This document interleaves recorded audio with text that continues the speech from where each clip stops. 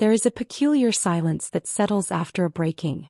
Not the sharp-edged kind that comes with slammed doors or shouted words or catastrophic collapses. Not the cinematic kind where everything shatters in a single dramatic instant. No.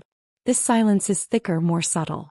It's the kind of quiet that sinks into the seams of the walls, the marrow of the bones, the space between heartbeats. Marcelline sat in it. Sat inside it. As if the quiet had built itself a room inside her chest and locked the door from the inside. It had been 2 days since she'd broken. Or confessed. Or surrendered. She wasn't entirely sure which word fit because all of them did and none of them did. 2 days since her voice, normally polished smooth like glass, had cracked mid-sentence in front of Valerie. Since the weight of years of curated smiles had collapsed like wet plaster in her own living room.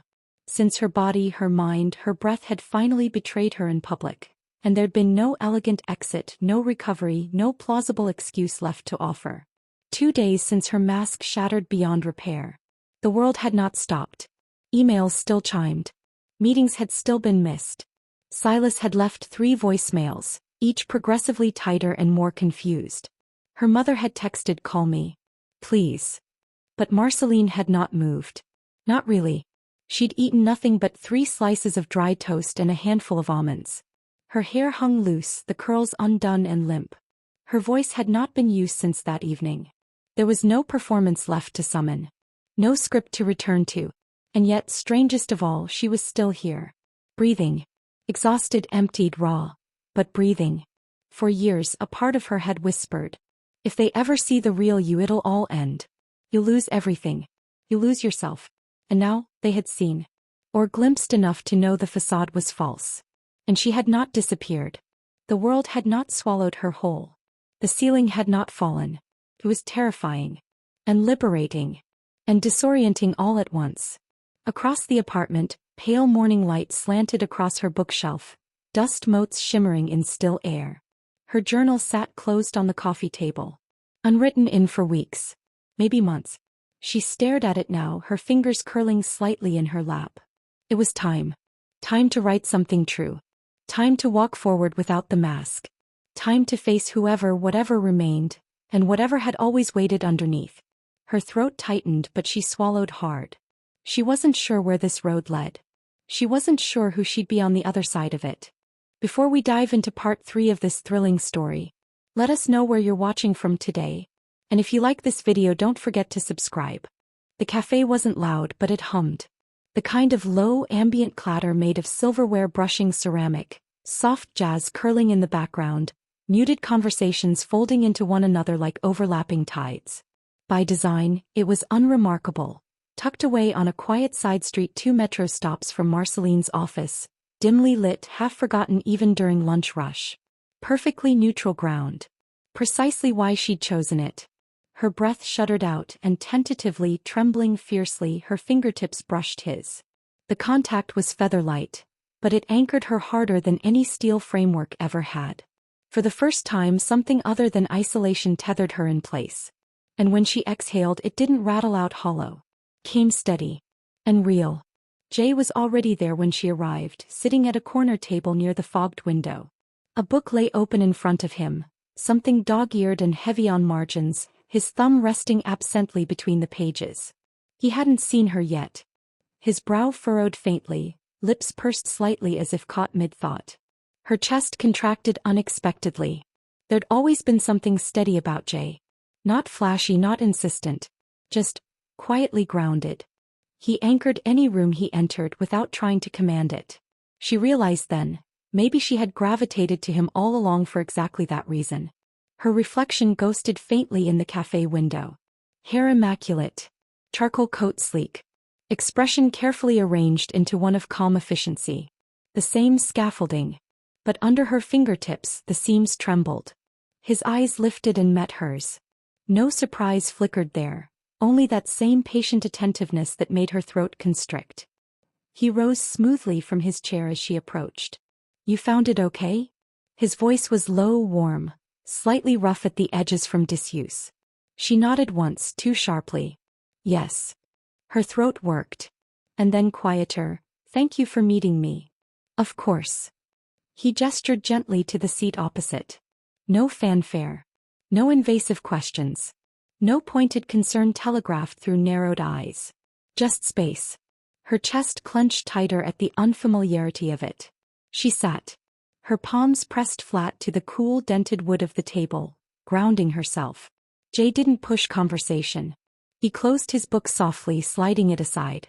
A server came and went with minimal interruption, water glasses clinking down, neither of them touched theirs. The silence stretched, but not uncomfortably. It settled around them like a weighted blanket, thick but safe. She forced a slow inhale. Her fingernails bit gently into the wood grain. Now or never. Her voice fractured, thin and reedy. She cleared her throat and tried again, eyes fixed on her own knuckles. I don't know how to do this part. Her lips twitched humorlessly. I know how to make presentations land and boardrooms bend. I don't know how to. Her hand lifted vaguely, helplessly. This. Jay's hands folded lightly on the table. His gaze didn't waver. You don't have to know. His tone was simple, unembellished truth. You just have to be here. Her eyes squeezed shut hard. And that somehow was her undoing. The breath that tore loose was shaky, shredded at the edges. And the next words came out like splinters. Unpolished, involuntary. I'm not okay, Jay. Her throat constricted violently. I haven't been for a very long time. The admission crackled in the air between them. Electric, weighty. Her shoulders hunched slightly as if bracing for impact. Rejection, dismissal, disbelief. None came. Jay nodded once. Not in surprise, but quiet acknowledgement. I know. His voice softened further. I've suspected for a while. Her head snapped up, startled. You? I didn't know details, or how deep it went, but people who are too good at holding everything together. His gaze held hers steadily. Sometimes that's its own kind of fracture, isn't it? Her lips parted slightly, breath ragged. Tears surged hot, fast, unbidden, scalding her lower lids. She gripped the edge of the table harder. Her composure splintered cleanly, hairline cracks racing through the porcelain facade she'd lacquered over her entire life. And still Jay didn't move to fill the space too quickly. Didn't rush to smooth over her discomfort. He simply waited, leaving her the dignity of pacing her own unraveling. Her voice broke jaggedly when she finally spoke again. I don't remember when it started. Not really. But I think I just learned that the more seamless I looked on the outside, the less anyone would ask questions I couldn't answer. A thin, bitter laugh ripped from her throat. And I got so good at it. So good. God, I curated it to perfection, didn't I? The job, the apartment, the charisma, the polished charm. Nobody ever looked twice. Her fingernail dragged a sharp line through condensation on the glass of water. Not even me after a while. Jay's brow knit faintly, not with pity. With something gentler. What does it feel like underneath all of it? Her breath seized. For a long stretch of heartbeats she couldn't summon words. Her lips worked soundlessly, raw confusion and disuse rusting her ability to name it. Then finally, hoarse, threadbare. Like I'm drowning. Her throat bobbed. Quietly. Elegantly even. No flailing. Just. Her fingers splayed loosely, mimicking slow submersion. Everything smooth and composed above water. And everything else sinking stone-heavy below it. The rawness of it hollowed her out as she spoke. Her eyes blurred. Her shoulders sagged visibly for the first time in years. Jay's voice when it came was low and sure. I'm glad you told me. Her breath stuttered. You don't think less of me? His expression gentled with almost imperceptible ache. No, Marcelline. I think more of you. Her lips parted in mute astonishment, a sob hitching half-born. And slowly, painstakingly, her fingers unfurled from their white-knuckled clutch on the table edge. I don't want to wear the mask anymore, she whispered hoarsely. It's killing me. He inclined his head slightly. Then you don't have to. Not with me. Her lower lip quivered violently, teeth sinking into it to contain the flood. And after several heart-rattling beats, she broke. The tears fell hot and fast, not dainty, picturesque droplets but ragged, unstoppable torrents that left her breathless and racked. Her hands came up to cover her face instinctively, but Jay's voice cut through gently.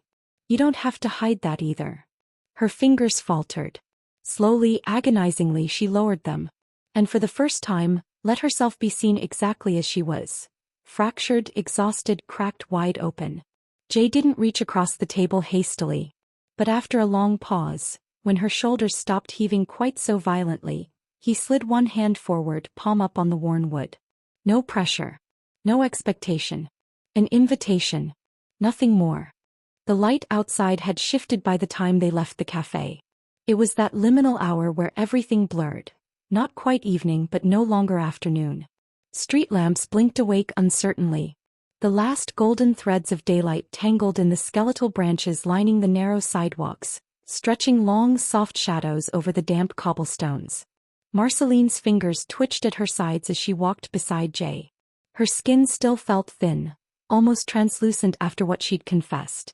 No, not confessed. Exhumed. That was more accurate. Like digging barehanded through concrete to unearth bones she'd long ago entombed. She'd expected to feel weightless. Relieved. Unburdened. Instead her body buzzed with raw vulnerability, the way an open wound pulses when cold air first hits exposed tissue. And yet, there was no familiar, gnawing compulsion to patch herself back together instantly. No reflexive scramble to snap the mask back on. Her breath moved more freely now, jagged but unblocked. Jay walked quietly beside her, hands in his coat pockets. His gait matched hers naturally, unhurried, unintrusive. He didn't speak and mercifully didn't look at her in that dissecting way so many others did when sensing fragility. Instead his silence was deliberate, protective. A soft perimeter that gave her room to exist untidily without scrutiny. They stopped at a street corner. The faint chill in the air kissed her cheeks, pulling the last dampness from her tear-streaked skin. Her voice, when she found it again, emerged tentative and cracked. I thought saying it out loud would fix something. Her lips twisted bitterly. It doesn't. Jay tilted his head slightly. His breath curled visibly in the cooling air. No, he said simply. It doesn't. But it changes something. Her throat bobbed. She forced herself to ask. What? His gaze was steady, quiet, assured. You're not carrying it alone anymore. Her breath snagged, sharp and involuntary. Her chest ached with the foreignness of the idea. They crossed the street. Their shoes clicked softly on the slick stones, and the world around them shifted into a quieter register. Commuters thinning, storefronts dimming one by one. After several paces her shoulders lowered fractionally. The coil of tension that had nested at the base of her spine for months, years, loosened a notch.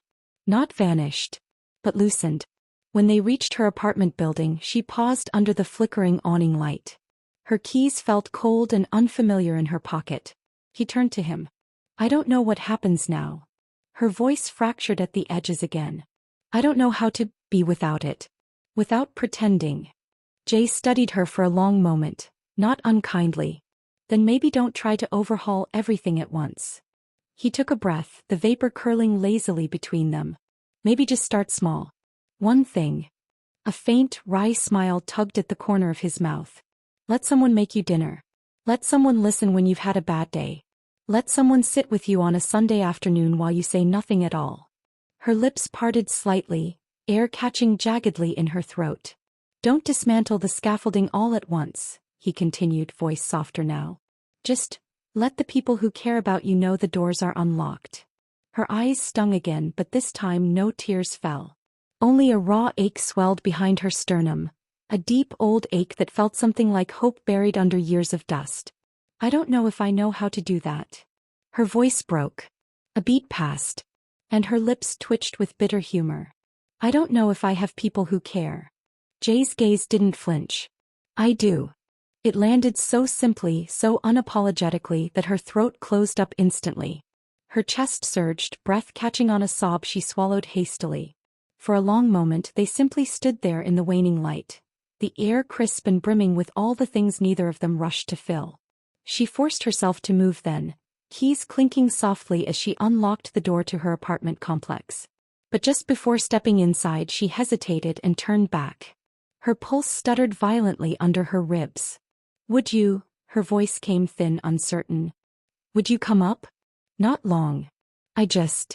Her fingers flexed uselessly, her expression raw. I don't want to sit alone right now. Jay didn't hesitate. His nod was quiet and immediate. I'd like that. Her apartment when they entered felt unfamiliar somehow. Too pristine. Too meticulously curated. Everything gleamed perfectly under soft recessed lighting. Every line sharp, symmetrical. Neutral-toned throws folded crisply over the modernist couch. Coffee table books stacked in aesthetically pleasing symmetry. It struck her for the first time, how much of her living space was an extension of her facade. Clean. Controlled. Emotionless. Jay toed off his shoes near the entry without comment and padded lightly after her into the open-plan kitchen. She hovered uncertainly, hands twitching toward the cupboard reflexively, but his voice cut through gently. Sit down. Let me make something. Her brows lifted faintly, surprise softening her features. I don't have much. I'll figure it out, he assured easily, already rolling his sleeves to mid-forearm. His movements were practiced but unhurried, like someone who wasn't afraid of rummaging around in unfamiliar drawers. It unsettled her how seamlessly he inhabited the space without ceremony. Without tiptoeing around her usual rigid boundaries. He found a cast-iron pan. Diced what little vegetables she had in her fridge. Unearthed eggs and garlic and herbs she'd half forgotten buying months ago. His presence filled the kitchen with quiet, warm normalcy, punctuated only by the soft hiss of oil and rhythmic scrape of knife on board. Marcelline sank into one of the stools at the breakfast bar slowly. Her muscles sagged, unresisting. It was the first time in memory someone had done something so mundanely kind for her, without agenda, without transactional expectation. And her chest cracked wider for it. I don't remember the last time someone cooked for me, she admitted quietly, voice distant. Jay didn't pause in chopping. Well, it's about time someone did. Her breath shuddered out. When he slid a plate in front of her 20 minutes later, a simple scramble fragrant with rosemary, garlic and caramelized onions, her hands trembled minutely as she accepted it. They ate quietly. No forceful conversation. No interrogation about feelings or healing or trauma. Just the clink of forks and soft, companionable silence. And something inside her settled. By the time Jay gathered the dishes and rinsed them at the sink, the last dregs of tension in her shoulders had slackened almost imperceptibly. Her eyelids grew heavy. When she finally spoke again, her voice was hushed, almost dreamlike. Thank you. He dried his hands on a dish towel and turned, resting lightly against the counter's edge. For what? Her throat worked. She met his gaze squarely, exhaustion etching every line of her face. For not trying to fix me. His brow lifted, faint amusement flickering. I wouldn't dare, he murmured dryly. A weak, fractured smile tugged at her lips, the first unforced one in weeks. And under it something fragile stirred. Possibility. Maybe for once she wouldn't have to do all of it alone. It wasn't until long after Jay had left, the soft click of her apartment door echoing in his wake, that Marcelline finally exhaled. The quiet wrapped thick around her shoulders. Heavier somehow now that she'd tasted something different. Something gentler. She sat alone on the couch. The plate from their shared meal had long been washed and tucked away. Outside, the night had deepened, a dark indigo that pressed gently against the tall windows, city lights flickering like distant embers. Her hands lay motionless in her lap. No phone. No laptop. No compulsive reach for distractions. For the first time in what felt like years, she let the silence hold her, unflinching. And in that stillness, old ghosts stirred. Her gaze slid across the minimalist living room, pausing on the black and white photograph perched on the bookshelf. Her father's smile gazed out from the matte frame. Unyielding. The same smile she'd inherited and perfected over decades. Marcelline rose slowly. Her bare feet whispered across the hardwood as she crossed to the photo. Her fingertips hovered just above the glass, not quite touching. A faint breath escaped her lips. I learned from the best, she whispered bitterly. Her father's smile had never cracked either. The apartment around her blurred as her mind dropped back, to the cold-edged memory of her childhood home. It was always quiet in the Marwick household. Immaculately so. Laughter, real laughter, echoed there about as often as thunder in a drought. Her father had been revered in their community. A surgeon of staggering talent and precise reputation. His charm effortless. His composure airtight. No one doubted the perfection of the Marwick family. Their dinner parties were polished affairs, crystal glasses clinking over perfectly prepared roasts, her mother's taut smile fixed firmly in place beside his. But behind the pristine doors and tasteful art, the atmosphere crackled with something sharp and brittle. Expectations. Control. A silent understanding that perfection wasn't just encouraged, it was non-negotiable. Her father didn't shout. He didn't need to. Disappointment radiated colder than fury. A raised brow here. A clipped, "I expected better, Marcelline," there. Her earliest memories orbited around tight-lipped dinners where every fork placement mattered more than conversation. Report cards scrutinized more severely than heartbeats.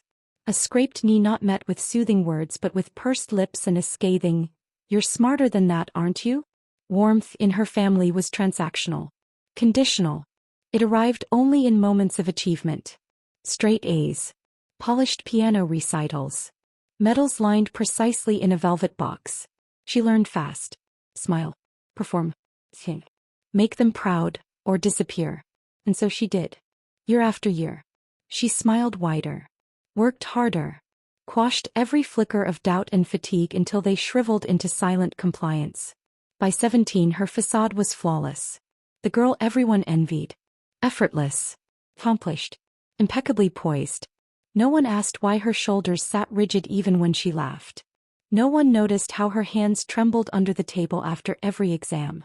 No one questioned why she flinched imperceptibly at the sharp pop of champagne corks during celebrations.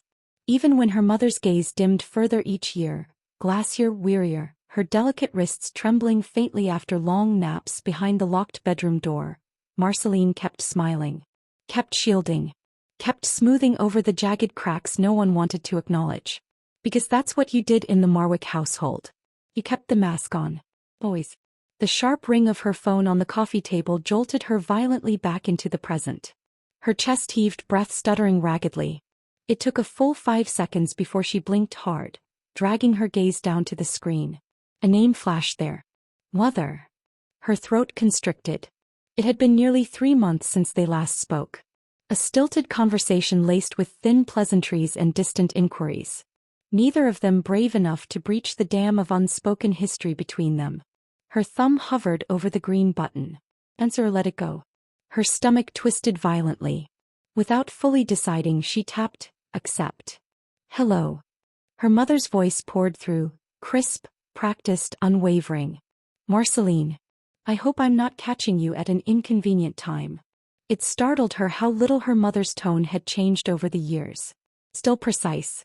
Still threaded with steely decorum that masked everything soft beneath. No, she managed thickly. It's fine. Pause. The faint shuffle of papers on the other end. I just wanted to confirm you're attending the Heritage Foundation dinner next week.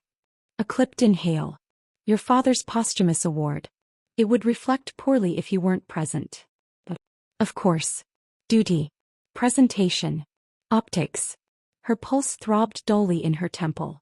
I don't know if I'll make it, she said carefully. Her voice came out rougher than intended. Silence crackled. I see. Her mother's tone cooled fractionally. Well, I imagine you're busy with work. Important things. A heartbeat. As always. Marceline's jaw locked tight. Her molars ground together involuntarily. It was subtle, almost imperceptible, but the disappointment slid in anyway. The same old dagger wrapped in silk. I'll think about it, she said at last, voice brittle. Another pause. Then, I hope you do. Your father would have wanted that. The line clicked silent seconds later. Marcelline let the phone slide from her fingers, thudding dully against the couch cushion. Her breath sawed shallow and fast. A distant ringing echoed in her ears. And all at once, her carefully rebuilt composure crumbled like ash in the wind. Her palms slammed hard against her thighs. Her spine curled forward, shoulders folding inward violently as her breath cracked out of her chest. Her teeth clenched to stifle the sob, but it burst anyway, low, raw, ragged. A sound too primal to be clean grief. Too twisted to be fresh sorrow. It was decades of silenced ache hemorrhaging uninvited through the seams of her ribs. Her fingernails dug crescents into her thighs as her shoulders shook uncontrollably. For so long she'd thought burying her past kept her safe. That locking away those memories, that child, meant she could outrun the corrosion. But here it was anyway. Surfacing. Demanding reckoning. And for the first time, she didn't push it back down. Instead, she curled tighter on the couch, pressed her forehead to her knees, and let the rupture split fully open. Let it burn. Let it bleed. Let it finally breathe. By the time dawn tinged the sky peach and lavender, her body was hollowed clean. Wrung out. Bone-tired.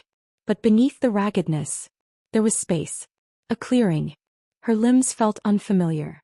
Lighter somehow. Not painless. Not healed. But unburdened in a way she'd never let herself feel before. Her head lifted slowly. Her lashes heavy and clumped. Across the dim room, her phone blinked faintly with a single unread message. Jay. Morning. If you're up for it, coffee's on me today.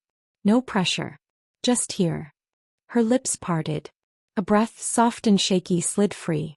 And her chest stirred, raw, fractured but not empty. Marcelline hadn't planned on leaving the apartment.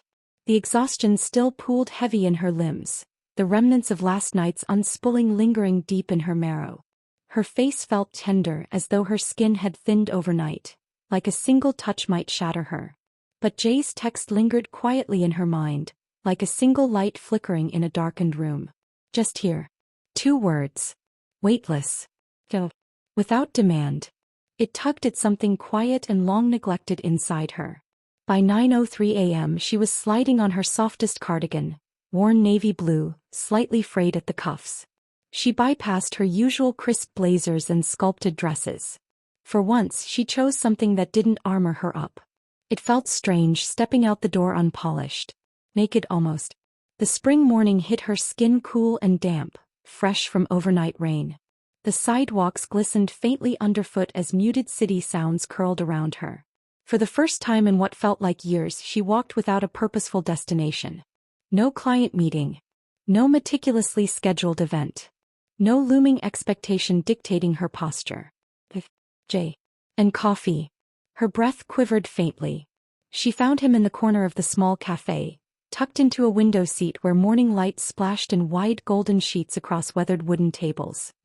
He saw her before she reached the door. His mouth curved up, soft and warm, and without flourish he lifted a second mug of coffee as quiet invitation. Her throat tightened. It was such a small gesture. And yet it undid her. The bell above the door chimed softly as she stepped inside. The rich hum of espresso and vanilla swirled gently around her. Jay didn't stand. Didn't crowd her with unnecessary politeness.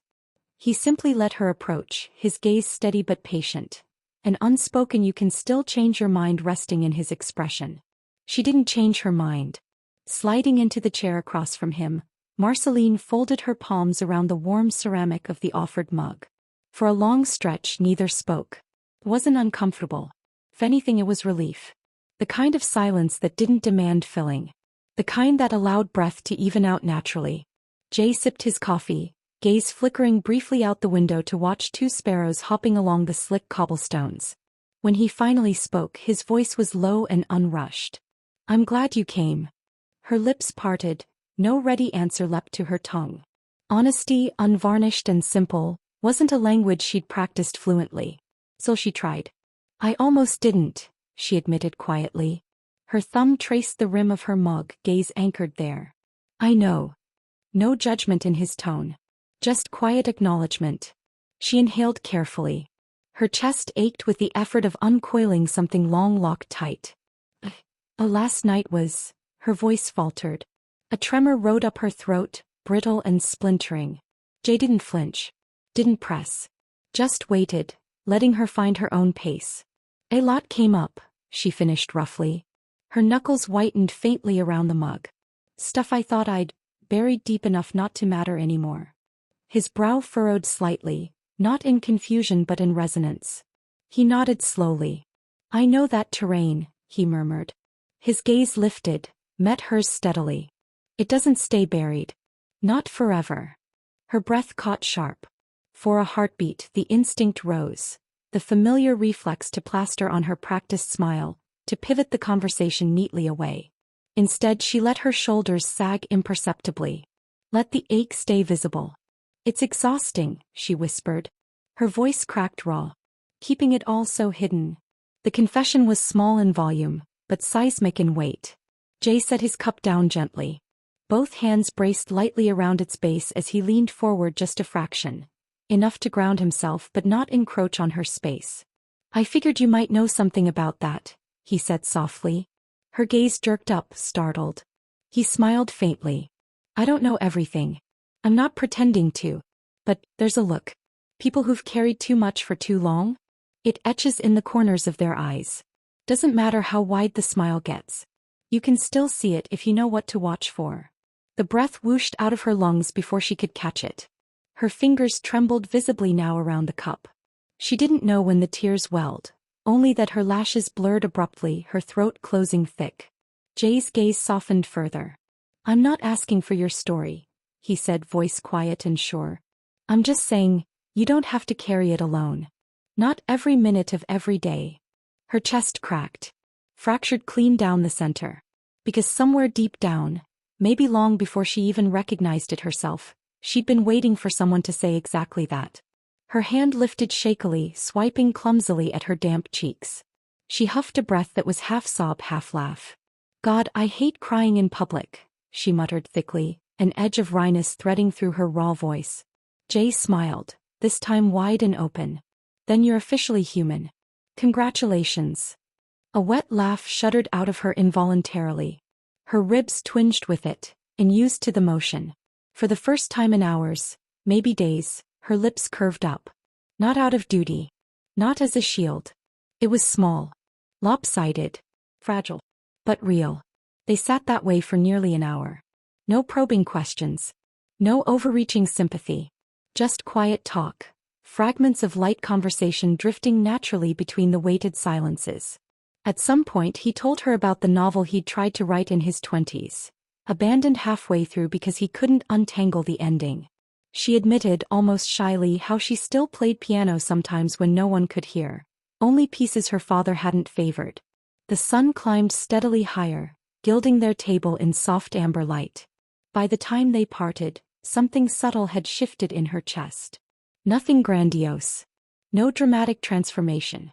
But as she stepped back onto the city street, the air felt different in her lungs. Less suffocating. More bearable. For the first time in a long time she didn't dread the day stretching ahead. Instead she tucked her hands into her cardigan pockets, exhaled slowly, and let her feet carry her gently forward. The Von Harrow estate sat perched atop Calder Hill, a marble relic to a legacy that spanned 4 generations and an entire industry's worth of expectation. Marcelline stood at the foot of the grand entrance, her fingers ghosting over the cool brass handle of the double doors. The thick stone facade stretched above her, monolithic and immaculate. Every arch and cornice whispered of curated prestige. It had been months since she last set foot here. She had delayed. Dodged the quarterly gatherings. Feigned overseas business trips. Let her voicemails accumulate unanswered. But tonight's event was non-negotiable. The Heritage Dinner, an annual institution her father once chaired meticulously. Now with him gone, the mantle had passed to her uncle Sebastian, and unofficially to her. Attendance wasn't simply expected. It was demanded.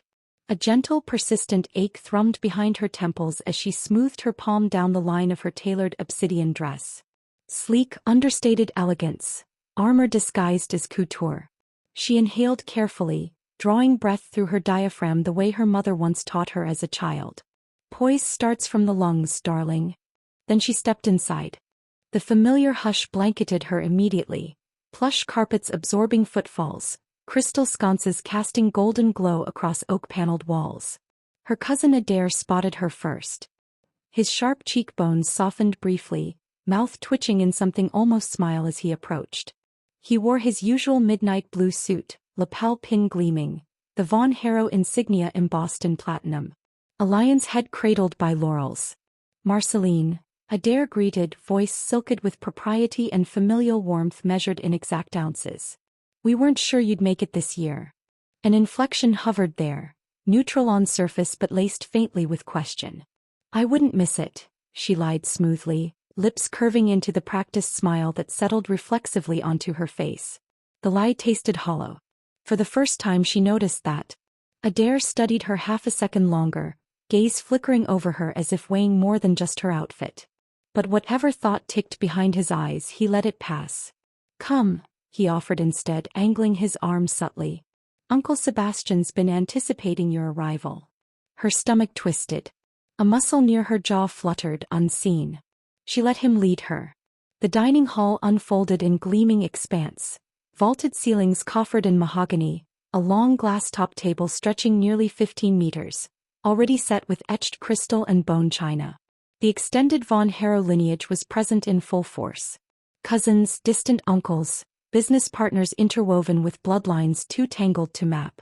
Every conversation was low and fluid, a blend of strategic networking and genteel reminiscence. At the head of the table stood Sebastian. Silver-haired. His bespoke three-piece charcoal suit cut immaculate as ever. He pivoted as they approached, a slow smile spreading as his gaze fixed on Marcelline. "Niece," he intoned, voice deep as lacquered oak. He leaned in, not for an embrace, never gauche enough for that, but for a light hand press atop her shoulder. "I'm pleased you've rejoined us." Her spine lengthened instinctively. "Of course, uncle. It's good to see everyone." Sebastian's smile deepened, something sharp flickering at its edges. "Yes," he murmured. "Family. Leggy. These things only endure if tended carefully. You know that better than most." Her throat tightened subtly. He pivoted without waiting for reply, gesturing grandly to the center seat 2 places down from his own. "Come. Sit at the heart where you belong." The room's collective attention slid to her in nuanced flickers. Expectant. Appraising. Measuring. Marceline's heels clicked softly as she crossed to the indicated seat. As she sat, her hands smoothed over the silk of her dress unconsciously. The fabric cooled quickly beneath her fingertips. For the next 40 minutes, the dinner unfolded in meticulously choreographed rhythm. Courses arrived under silver domes lifted in synchronous motion. Conversation glided seamlessly between discussions of mergers, philanthropic initiatives, and subtle nods to political influence webs the family maintained. Marcelline answered where expected. She nodded in appropriate intervals. Her laughter punctuated lulls with delicate precision. And yet, a fine tremor curled beneath her sternum, coiled tight and unrelenting. Every polished exchange scraped against her rawest edges laid bare just hours ago in a quiet cafe with Jay. Her practiced mask, once second nature, now felt foreign on her skin. Heavier. Thicker. Wrong. Across the table, her younger cousin Rhiannon caught her gaze fleetingly. A flicker of something uncertain passed through the woman's green eyes before she looked away swiftly, voice rising to chime in about regional expansion strategies. The ache behind Marceline's temples spiked. By the time the second wine pairing arrived, Sebastian set his crystal goblet down with deliberate weight and cleared his throat gently. Conversations tapered obediently. "I believe," he began smoothly, gaze sweeping the long table, "it is fitting this year to formally discuss the next stage of leadership succession within Von Harrow Global." Every vertebra in Marceline's spine locked rigid. Her breath snagged sharp. Sebastian's smile rested pointedly on her. "Marcelline, of course, has long demonstrated both aptitude and poise reflective of our family's highest standards. It is my intention to recommend her as chair of the Global Development Council this quarter." A soft murmur rippled, subtle nods, polite murmurs of assent. Her pulse drummed thunderously in her ears. Cold sweat beaded at the base of her spine beneath her dress's smooth lining. This wasn't a surprise. It had been inevitable. Long forecasted. And yet, her tongue lay heavy and useless against her palate. Sebastian's gaze hardened infinitesimally, the barest tightening at his crow's feet. He expected her to speak, to accept gracefully and promptly. Her breath shuddered shallow. Her vision blurred faintly at its edges. For one split second, an infinitesimal crack in polished reality, she imagined standing. Imagined refusing. Imagined tipping her wine glass gently onto the pristine white linen, standing calm as water while Sebastian's carefully constructed order fractured around her. Her throat constricted. She couldn't breathe. But just as quickly, her old muscle memory surged up, ironclad and merciless. Her lips curved flawlessly. Her voice emerged smooth and resonant. "I'm honored, uncle," she heard herself say. "I accept with gratitude and full commitment." A wave of nods. Murmured approval. Sebastian's smile settled into satisfied weight. Inside Marceline's chest something crumpled. Silently. Completely. As the dinner progressed, plates were cleared, crystal refilled. Discussions meandered toward next quarter projections. And all the while, Marceline sat poised, luminous, unassailable. Only her knuckles betrayed her, white and rigid where her fingers clenched her lap under the tablecloth. By the time she emerged into the cool night air, her skin buzzed faint and electric from exhaustion, not adrenaline. Her steps echoed hollow down the front stone steps. Beyond the manicured hedge line, her car sat idling obediently. But instead of slipping into the back seat immediately, she stood frozen. Her chest rose in shallow, uneven breaths. Her reflection stared back at her dimly in the glossy limousine window, eyes large and dark, mouth soft with painted composure. But hollow. So hollow. Her hands shook visibly now. The mask had cracked. And next, it would shatter. The apartment door clicked shut behind her with a soft, conclusive finality. Marceline stood in the dim hush of her penthouse foyer, the muted city lights filtering thinly through the panoramic windows ahead. The skyline stretched jagged and indifferent, all steel and glass and distant constellations. She slipped off her heels one by one, the quiet thud of leather meeting hardwood echoing louder than it should have. Her toes curled reflexively against the cool floor. The Von Harrow dinner still clung to her skin like a second lacquered layer. Sebastian's voice. The approving nods. Her own perfectly modulated acceptance speech. The suffocating scent of polished mahogany and aged burgundy. Marceline pressed her palms flat against her thighs, nails biting through silk to anchor herself. The apartment's stillness should have felt like reprieve. It didn't. It felt cavernous. Hollow. Her breath stuttered. The same breath that had been shallow and measured all evening now came in irregular, faltering bursts. Step by step she crossed the open-plan space, the sleek marble kitchen counter untouched, the curated modern art glowing faint under accent lights, the meticulously aligned books on the walnut shelves untouched since winter. Everything immaculate. Everything curated. Her sanctuary. Her cage. When her phone vibrated against the foyer console, the suddenness jolted her chest sharply. She turned, slow and heavy-limbed. The screen illuminated the surface in stark blue light. Thinking of you. Call me if you need to. No expectations. The message was simple. Unassuming. Her throat closed around something sharp and unexpected. Slowly, as if her fingers no longer fully belonged to her, she lifted the phone. Her thumb hovered over the reply field. Paused. Then lowered the device back onto the console. Instead, her gaze drifted toward the far end of the apartment, where the glass wall framed the sprawling midnight cityscape. And before she fully knew why, her feet moved. Compelled. Waited. Toward the balcony doors. She slid them open. Cool night air rushed against her face, threading into her chignon and raising gooseflesh along her collarbones. The soft hum of the metropolis murmured faintly below. Marceline stepped onto the stone balcony and gripped the wrought iron railing, her fingers curling around the cold metal so tightly her knuckles whitened instantly. Her chest heaved once. Twice. And then, the fracture broke.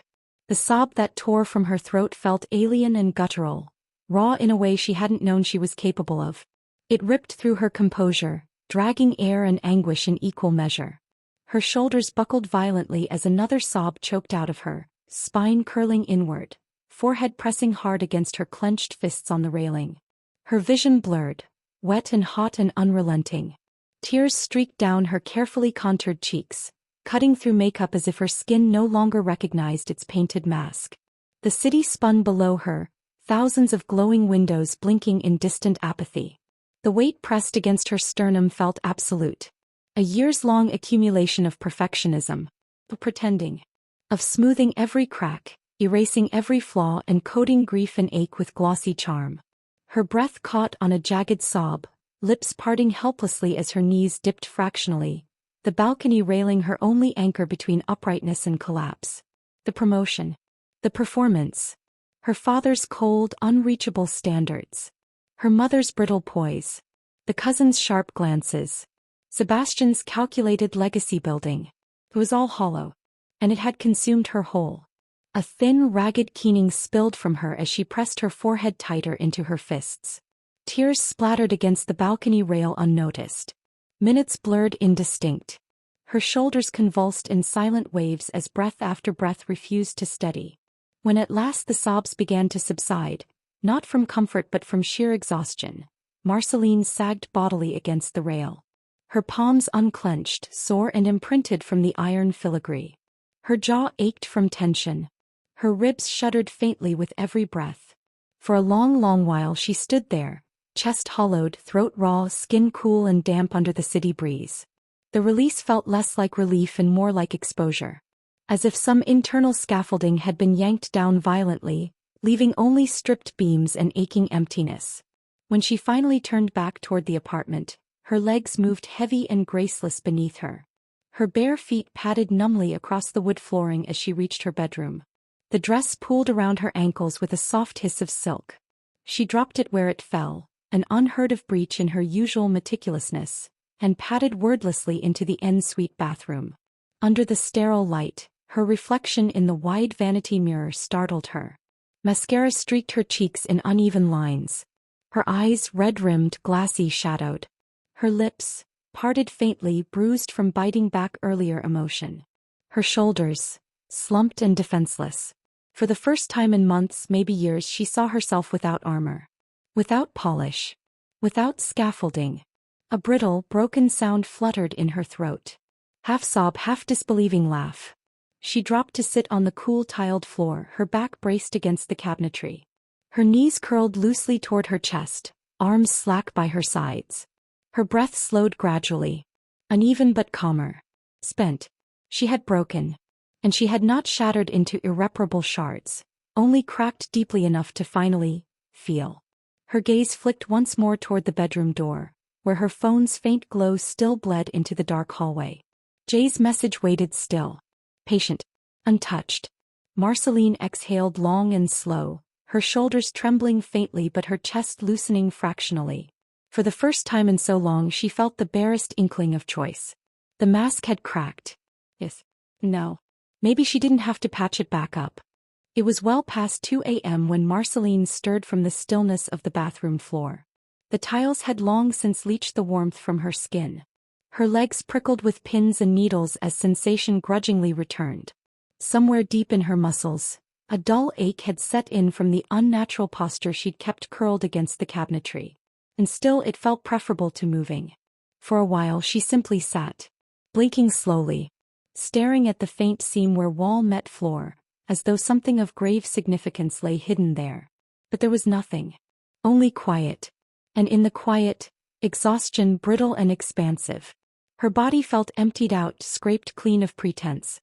Her tears had dried in uneven rivulets on her cheeks, leaving tight, salt-streaked skin behind. The apartment around her was still hushed, but not suffocating in the same way it had been when she'd first crossed its threshold hours ago. No, something imperceptible had shifted. The walls had not narrowed in around her tonight. They had simply stood, inert, neutral, patient. Her palms pressed slowly to the cool tiles on either side of her. With effort she lifted herself upward, vertebrae uncoiling stiffly as she rose to standing. Her knees wobbled slightly, but she caught her balance against the countertop's edge. The reflection that met her in the mirror once more startled her with its rawness. No curated angles. No soft lighting. No careful expressions. Just her. Marcelline Dupré. Corporate powerhouse. Charismatic leader. Invited speaker. Award recipient. Tonight, stripped of every one of those masks. She ran the heel of her hand down her damp cheek, smudging mascara remnants idly. Her fingers trembled faintly but not with panic, with exposure. A body that had finally spoken after long silence. Turning from the mirror, her bare feet padded slowly toward the bedroom. The plush rug welcomed her soles with unexpected relief. Her eyes flitted toward the foyer table where her phone still rested face down. For a long while she remained rooted midway across the room, gaze fixed, body poised somewhere between retreat and approach. The idea rose faint and tenuous in her chest. Call him. Call Jay. Her throat bobbed. Her ribs constricted reflexively. Even now her mind whispered reflexive protest. You'll sound unmoored. You'll sound weak. You'll burden him. You'll confirm every suspicion that you aren't really as composed as they think. You'll risk being seen too clearly. Her fingers twitched at her sides. And yet, under all of those thoughts, a quieter voice echoed. You're already seen. You have already broken, Marcelline. And you're still standing. The floor was steady underfoot. Her breath, shallow but intact.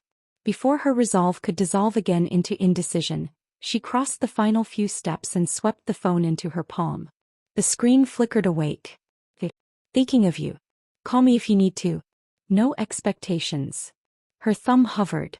The simple text seemed to radiate from the glass like a small ember, gentle, warm, unclenching.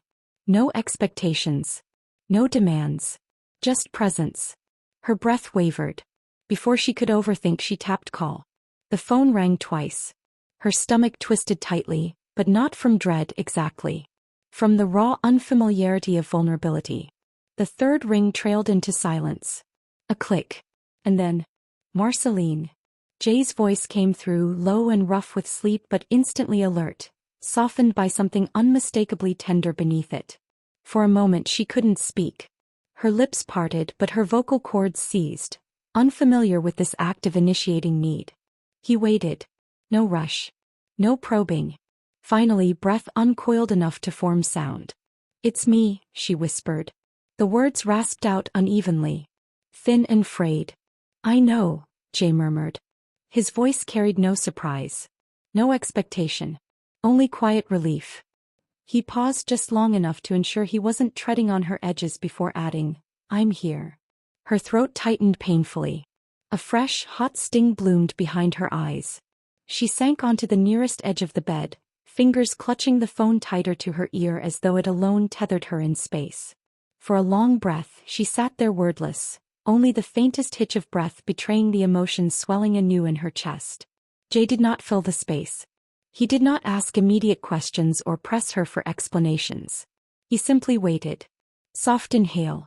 Patient exhale. A quiet, steady heartbeat of human presence pulsing on the line. Marcelline swallowed thickly. Her voice broke when it finally emerged. I can't do this anymore. The words trembled into the midnight hush, cracked and shuddering. For months, for years, they had been sealed beneath her ribcage, lodged under her sternum like splinters of glass. And now they spilled raw and unvarnished. Jay exhaled slowly on the other end. Not surprised. Not disbelieving. His voice when it returned was steady but gentle enough to crack something wider in her chest. You don't have to do it alone anymore. Her breath hitched sharply. A sob clawed up before she could suppress it, fragile and involuntary. His words didn't fix anything. Didn't erase the complexities or pain. But they settled over her like warm cotton. Unassuming. Steadying. I'm tired, she choked. I'm so tired, Jay. I know, he murmured. I know you are. Her lips quivered faintly as her fingers curled tighter around the device, knuckles blanching. I've been pretending for so long I don't even know who I am anymore. I see you, Jay said simply. His voice thickened faintly, weighted not with pity but with recognition. The real you. Whether or not you're smiling. Whether or not you're polished. Her chest convulsed. The ache inside swelled, but this time it did not drown her. Her shoulders sagged forward as tears slid silently down her cheeks again, less violent than earlier, quieter but no less cathartic. I don't know how to fix this, she confessed, her voice splintering. You don't have to fix it all tonight, he assured her softly. Or alone. Or perfectly. A quiet, wavering breath escaped her lips. Her jaw trembled faintly. Across the line, Jay's voice lowered even further, warm, grounding.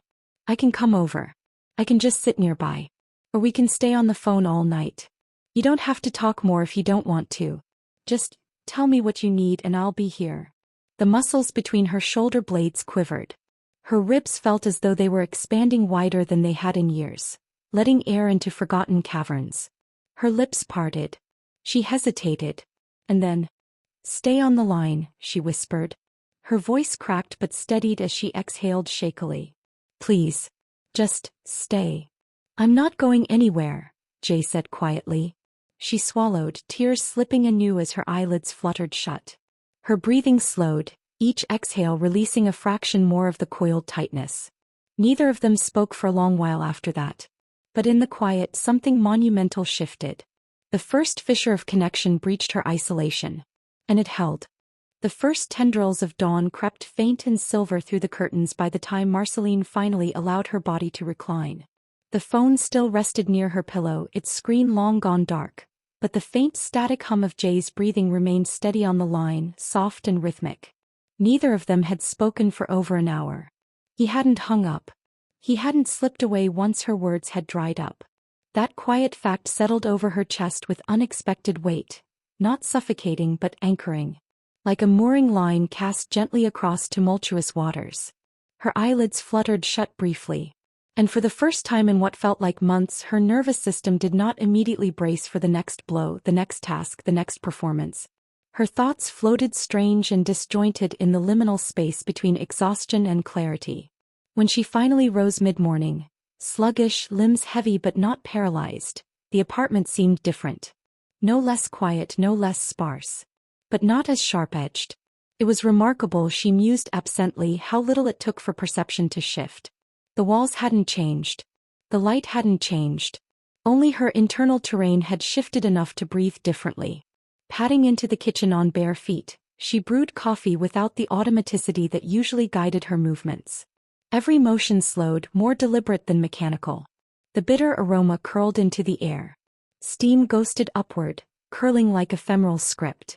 Mug in hand, she crossed to the narrow dining table, untouched for weeks, still half-cluttered with unopened mail and neatly stacked industry journals she hadn't had the energy to flip through. For a long stretch she simply sat. Both palms cupped around the mug's comforting heat, her gaze distant but unflinching for the first time in ages. Her mind drifted unbidden to Dr. Kessler's voice. Soft, even methodical from all those sessions she had ghosted before fully opening up. You have curated an identity, Marcelline, not just externally but internally. The person you believe you have to be has been constructed so meticulously, you rarely allow yourself to notice the spaces in between anymore. At the time she deflected gracefully. She had smiled. Countered with articulate observations about coping strategies and high-functioning resilience. Now sitting here raw and depleted in the aftermath of her collapse, she felt those words land differently. There were spaces in between. Moments where the scaffolding of her identity wavered. Where the smiles didn't quite reach her eyes. Where the polished answers left a hollow ache. And over the years she had learned to rush past them. With achievement. With caregiving. With competency. With perfection. Her jaw flexed faintly, her molars grinding softly. How many people had she convinced? How many people had she skillfully reassured that everything was fine, even when her internal landscape crumbled underfoot? Her mind drifted to Mireille, her lifelong friend who had drifted quietly from her life last year. They hadn't argued. No fracture had visibly ruptured their friendship. But slowly, inevitably, Marcelline's inability to confide, her reflexive minimizations, her practiced redirections, had built an invisible wall too high to scale. Mireille had stopped calling eventually. Not from malice but from quiet fatigue. From weariness of not being let in. Her chest constricted faintly. Her thoughts flitted next to Silas, her colleague and longtime collaborator. His gentle check-ins last quarter. The subtle questions veiled beneath project updates. You sure you're not burning out, Mars? You seem stretched thin lately. She had chuckled breezily. Nothing I can't handle. You know me. He had smiled back, seemingly reassured. But a shadow had lingered behind his eyes. Her stomach twisted faintly. So many fractured bridges. Built not from cruelty, but from concealment. A smile here. A gentle deflection there. And eventually a chasm too wide to leap. Her thumb traced absently along the mug's ceramic ridge. It struck her with sharp clarity that the version of herself she had presented to the world wasn't entirely false. Her competence was real. Her generosity was real. Her drive and leadership were not fabrications. But they were incomplete. They were only fractions of the whole. Curated fragments offered neatly to avoid burdening anyone with the messy, unsightly wholeness of her experience. She inhaled shakily through her nose, jaw quivering faintly. The coffee's warmth bled into her palms steadily. Her eyes flicked to her phone resting nearby on the table. Jay had stayed. He hadn't flinched when the mask cracked. He hadn't withdrawn when the ugly, jagged truth had slipped free. Her breath wavered. And suddenly, deep and low in her gut, something inside her shifted. It wasn't epiphany exactly. Not the kind of cinematic revelation that rearranges a psyche overnight. It was quieter. More fragile. More enduring. A tiny, stubborn realization blooming amid the rubble. I cannot unlive the years I spent masking. But perhaps I can begin learning how to step outside it. Moment by moment. Her throat bobbed hard. It wouldn't be easy. Her reflexes were honed razor-sharp after decades of smiling through ache. Even last night had nearly buckled her under the weight of exposure. But the taste of connection, thin and tenuous though it was, had not destroyed her. It had steadied her. She blinked slowly, moisture gathering at the corners of her lashes. Her phone chimed gently. A text. Jay. I'm here when you're ready to talk more. No rush. Proud of you. Her chest crumpled inward faintly at the quiet grace in those words. No demands. No timelines. Just witnessing. Her lips parted. For the first time in months she smiled, not the wide, blinding one she reserved for boardrooms or audiences. A soft, fragile smile that barely curled her lips but carried truth behind it. Setting her coffee down, she drew the phone closer. Her thumbs hovered briefly before typing. Marcelline. Thank you, truly, for seeing me last night. I'm going to try to start letting more people see. Slowly. Her fingers trembled faintly as she hit send. But the sensation did not drown her. Felt like motion. Like beginning. The weight on her chest was still there, thick and persistent. But for the first time in what felt like years, it no longer felt terminal. It felt navigable. Her gaze lifted toward the muted light spilling through the windows. Outside, the city stirred quietly to life. Inside her chest. For the first time in a long time. So did she. By the time she gathered the nerve to call Silas, it was late afternoon. That peculiar amber hour where sunlight drapes thick and low, casting elongated shadows that seem to stretch truths longer than they are ready to admit. Marcelline sat cross-legged on the far end of her living room couch, phone balanced lightly between her fingers, her thumb poised above the contact icon. Her heartbeat thrummed low and steady, like distant thunder before a storm, not frantic but charged. Silas had not pressed her in weeks. After his last check-in, he dialed back his usual casual messages. It wasn't neglect, she could read the subtext clearly enough. He had given her space in the way people often do when they sense an invisible wall, but don't know whether they're invited to scale it. Her lips pressed thin, breath exhaling in a slow stream through her nose. You don't owe him disclosure, a familiar voice inside murmured. It's work.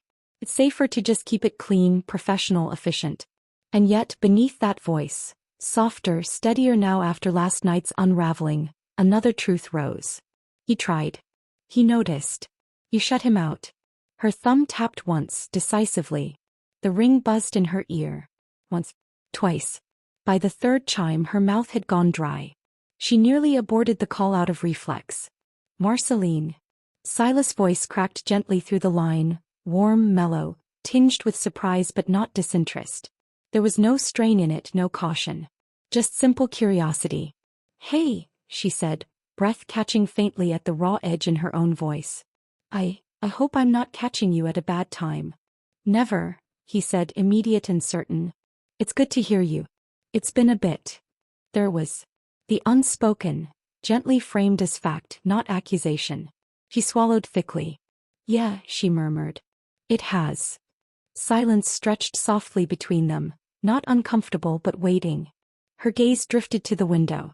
Outside, the city blurred amber and gold, skyscrapers limned sharp against an endless sky. I was wondering, she began carefully, voice slower, deliberate, if you might have time to meet. Just casually. Nothing work-related. I'd like to catch up. A pause, almost imperceptible, on his end. Then quietly, of course. I'd like that. Her chest cinched and released all at once. A taut breath loosing as though she'd been holding it for years, not seconds. Tomorrow, he offered. Same spot. That cafe on Mercer you like? A small, involuntary smile tugged at her lips. Yes, she breathed. Tomorrow's good. All right. See you then, Mars. The line clicked off smoothly. Her phone dropped lightly into her lap as she sat back, head tilting against the cushion behind her. Her pulse pounded steady and thick behind her ribs, not with panic now but with readiness. The cafe buzzed with quiet life when she arrived the next afternoon, midweek lull giving the place an unhurried atmosphere. Muted jazz spun faintly from vintage speakers. The scent of espresso and warm bread curled comforting into the air. Silas was already there, tucked into their usual corner booth, his lean frame angled slightly toward the window where streaks of diffused sunlight spilled across the tabletop. He rose as she approached, smile creasing soft into his features, his russet curls slightly disheveled in a way that always made him seem less formal than their industry often demanded. "Hey," he greeted, voice light but watchful. "Hi." She slid into the booth opposite, her palms cool against the polished wood. For a beat, they simply regarded each other, something unspoken flickering in the air between them, both aware that this meeting diverged from their usual pattern. "I ordered you an oat flat white," he offered, sliding the cup toward her. "Figured that's still your go-to." Her throat thickened faintly at the quiet attentiveness in that gesture. "It is," she said softly. "Thank you." He sat back, fingers lacing loosely together on the table, giving her space to steer. Her gaze drifted to the window beside them, then back to his face. Open, unguarded, patient. "I've been thinking a lot lately," she began slowly, voice quieter than usual. "About the way I've shown up for people. Or rather, not shown up." Silas didn't interrupt. His brow furrowed faintly but not critically. Simply listening. "I've gotten very good," she continued, a brittle laugh catching in her throat, "at making sure people only see what I want them to. At being composed. Competent. Reliable." Her fingers curled lightly around the coffee cup. "And the truth is, I've been struggling more than I've let on. For a long time." Silas' expression softened, not into pity but something more grounded. A quiet sorrow touched with understanding.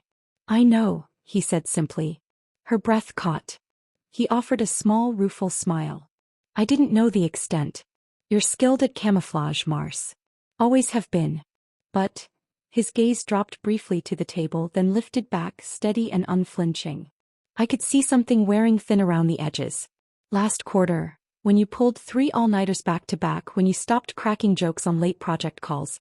It wasn't hard to guess you were burning out." Her throat bobbed. "And you didn't push." "No," he agreed gently. "I didn't want to risk cornering you. You're not someone who responds well to pressure. I figured, if and when you wanted to talk, you'd come to me." Her chest cinched faintly. "And here you are," he added, spreading his hands lightly, no judgment in his tone. Her lips parted, a tremulous breath escaping. "I'm tired, Silas," she admitted, the words small, stripped bare. "So tired of wearing the mask so tightly it cuts into my skin. Tired of assuming I'll be less valuable if people see what's beneath it." His jaw clenched faintly. His voice dropped low. "You're not less valuable, Marcelline. You never have been." A thin shudder worked its way down her spine. For long moments neither of them spoke. The cafe's ambient noise blurred soft and distant around them. When she finally met his gaze again, something fragile had steadied behind her eyes. "I don't expect you to fix it," she said quietly. "Or carry it. I just wanted you to know. And to say I'm sorry. For keeping you and others at arm's length. I thought I was protecting people from burden. But I think I've just been isolating myself into oblivion." Silas' breath shuddered faintly. His hand lifted slowly, resting palm up on the table between them, invitation rather than imposition. "You don't have to apologize," he murmured. "But I'm grateful you told me. And I'm still here, Mars. Always was." Her lips trembled. After a weighted pause, she set her hand lightly atop his, the contact brief but solid. For the first time in years, she felt seen in a space where she'd once only allowed performance. Not dismantled. Not unraveled entirely. But seen without pretense. Her breath eased. Maybe, just maybe, this was how the unmasking began. Not in grand gestures. But in quiet permissions. Silas squeezed her hand lightly once before releasing it, a small smile touching his lips. "Whatever pace you need," he said gently. "You don't have to disappear again. Not unless you want to." Her throat thickened, but her smile, fragile and real, broke through. "I won't," she whispered. And this time, he meant it. The office was precisely as she remembered it. Muted ochre walls. A worn Persian rug frayed softly at its corners. The faint trace of sandalwood curling almost imperceptibly through still air. Bookshelves anchored the far wall, their neat rows of spines quietly reassuring in their solidity. Marceline's breath caught thinly in her throat as she stood just inside the threshold. Her hands itched to smooth her skirt, tuck her hair behind her ear, reflexive gestures meant to reassert composure. But this time she stilled them. Dr. Kessler sat in her familiar armchair, posture relaxed but alert, salt-streaked curls coiled loose around her face, a soft linen blouse accentuating her calm presence rather than commanding it. "Welcome back," the therapist said gently, voice textured with something deeper than neutrality, something almost akin to relief though carefully tempered. "I'm glad to see you again, Marcelline." Her throat cinched faintly at the unforced sincerity. There was no admonishment in it. No, "Where have you been?" No, "I told you so." Just, "I'm glad you're here." She exhaled slowly, stepping further in. The couch felt firmer than she remembered when she settled into it. Or perhaps it was simply that her body was lighter, no longer bracing itself for deflection and deferral. Dr. Kessler waited, not with a clinician's scrutiny, but with the patient attentiveness of someone who understood that silence could be as diagnostic as speech. "I almost didn't come back," Marceline admitted after long beats, her gaze fixed somewhere near the frayed rug. "I thought maybe I'd burned the bridge by ghosting you for so long." Kessler's lips curved faintly. "This space is always here when you're ready. It's not about compliance or timelines. It's about choice." A soft, brittle laugh escaped her. "Choice? That's a complicated word for me." "How so?" Marceline wet her lips, her fingers curling lightly into her lap. "I was taught early that being valuable meant being pleasing, being useful. Not inconvenient. Not messy." Her voice dropped, thin with memory.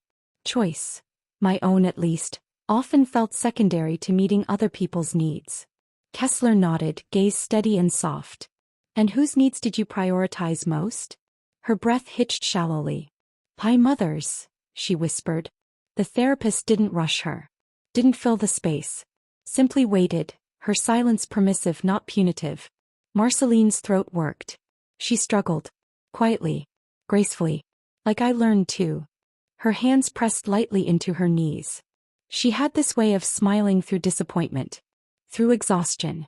She always kept the house impeccable, always had immaculate manners at social events, even when I knew she was unraveling inside. A sharp inhale. And when she wasn't okay, when she collapsed into bed for days or forgot appointments or snapped without warning, I compensated. I filled the gaps. Smiled wider. Worked harder. Made sure teachers, family, friends, neighbors never guessed anything was fraying underneath. Her voice trembled faintly. "I learned that control and presentation were how you earned safety. Love even." Kessler's brow furrowed, empathy radiating from the quiet lines around her eyes. "And as an adult?" she asked softly. "How did that belief shape you?" Marceline's laugh broke jagged and low in her chest. "I became excellent at performing stability," she said hollowly. "At work, in friendships, in relationships. I knew how to be irreplaceable by being competent and charming and unflappable. The perfect partner, the ideal employee, the emotionally contained friend." Her nails dug lightly into her palms. But inside, her voice cracked, the dam straining. "I've been disintegrating. Fully. Quietly. For years." Her breath fractured then, sharp and shallow, and before she could brace, her shoulders trembled violently. Kessler's tone gentled further, the edges soft as worn velvet. "You don't have to hold it all together here, Marceline." Her lips parted soundlessly, breath hitching, eyes burning. Her body, conditioned to suppression, fought the surge instinctively. But this time, this once, she let the rupture come. Tears spilled hot and fast down her cheeks, silent but unrelenting. Her frame quaked as low sobs racked through her chest, curling her inward. Not dramatic. Not cinematic. Just raw, stripped to sinew and nerve. Kessler remained silent, a steadying presence rather than an intervening force. No tissues were thrust forward prematurely. No platitudes offered. Simply witnessing. When her breathing finally slowed, ragged and uneven but emptied, she wiped at her face shakily with the sleeve of her blouse. "I didn't think anyone would stay if they saw this," she admitted hoarsely. The cracks. The exhaustion. The failure to keep it all pristine. Kessler's gaze softened further. "What made you decide to risk coming back? To show this today?" Marceline's lips parted, breath catching faintly. "Because someone stayed," she whispered. "Silas, a colleague. And Jay, my partner. I finally let them see glimpses, and they didn't bolt. They didn't flinch. They just stayed." Her chest rose and fell, thinner now but steadier. "I realized maybe the world doesn't collapse when you stop curating yourself."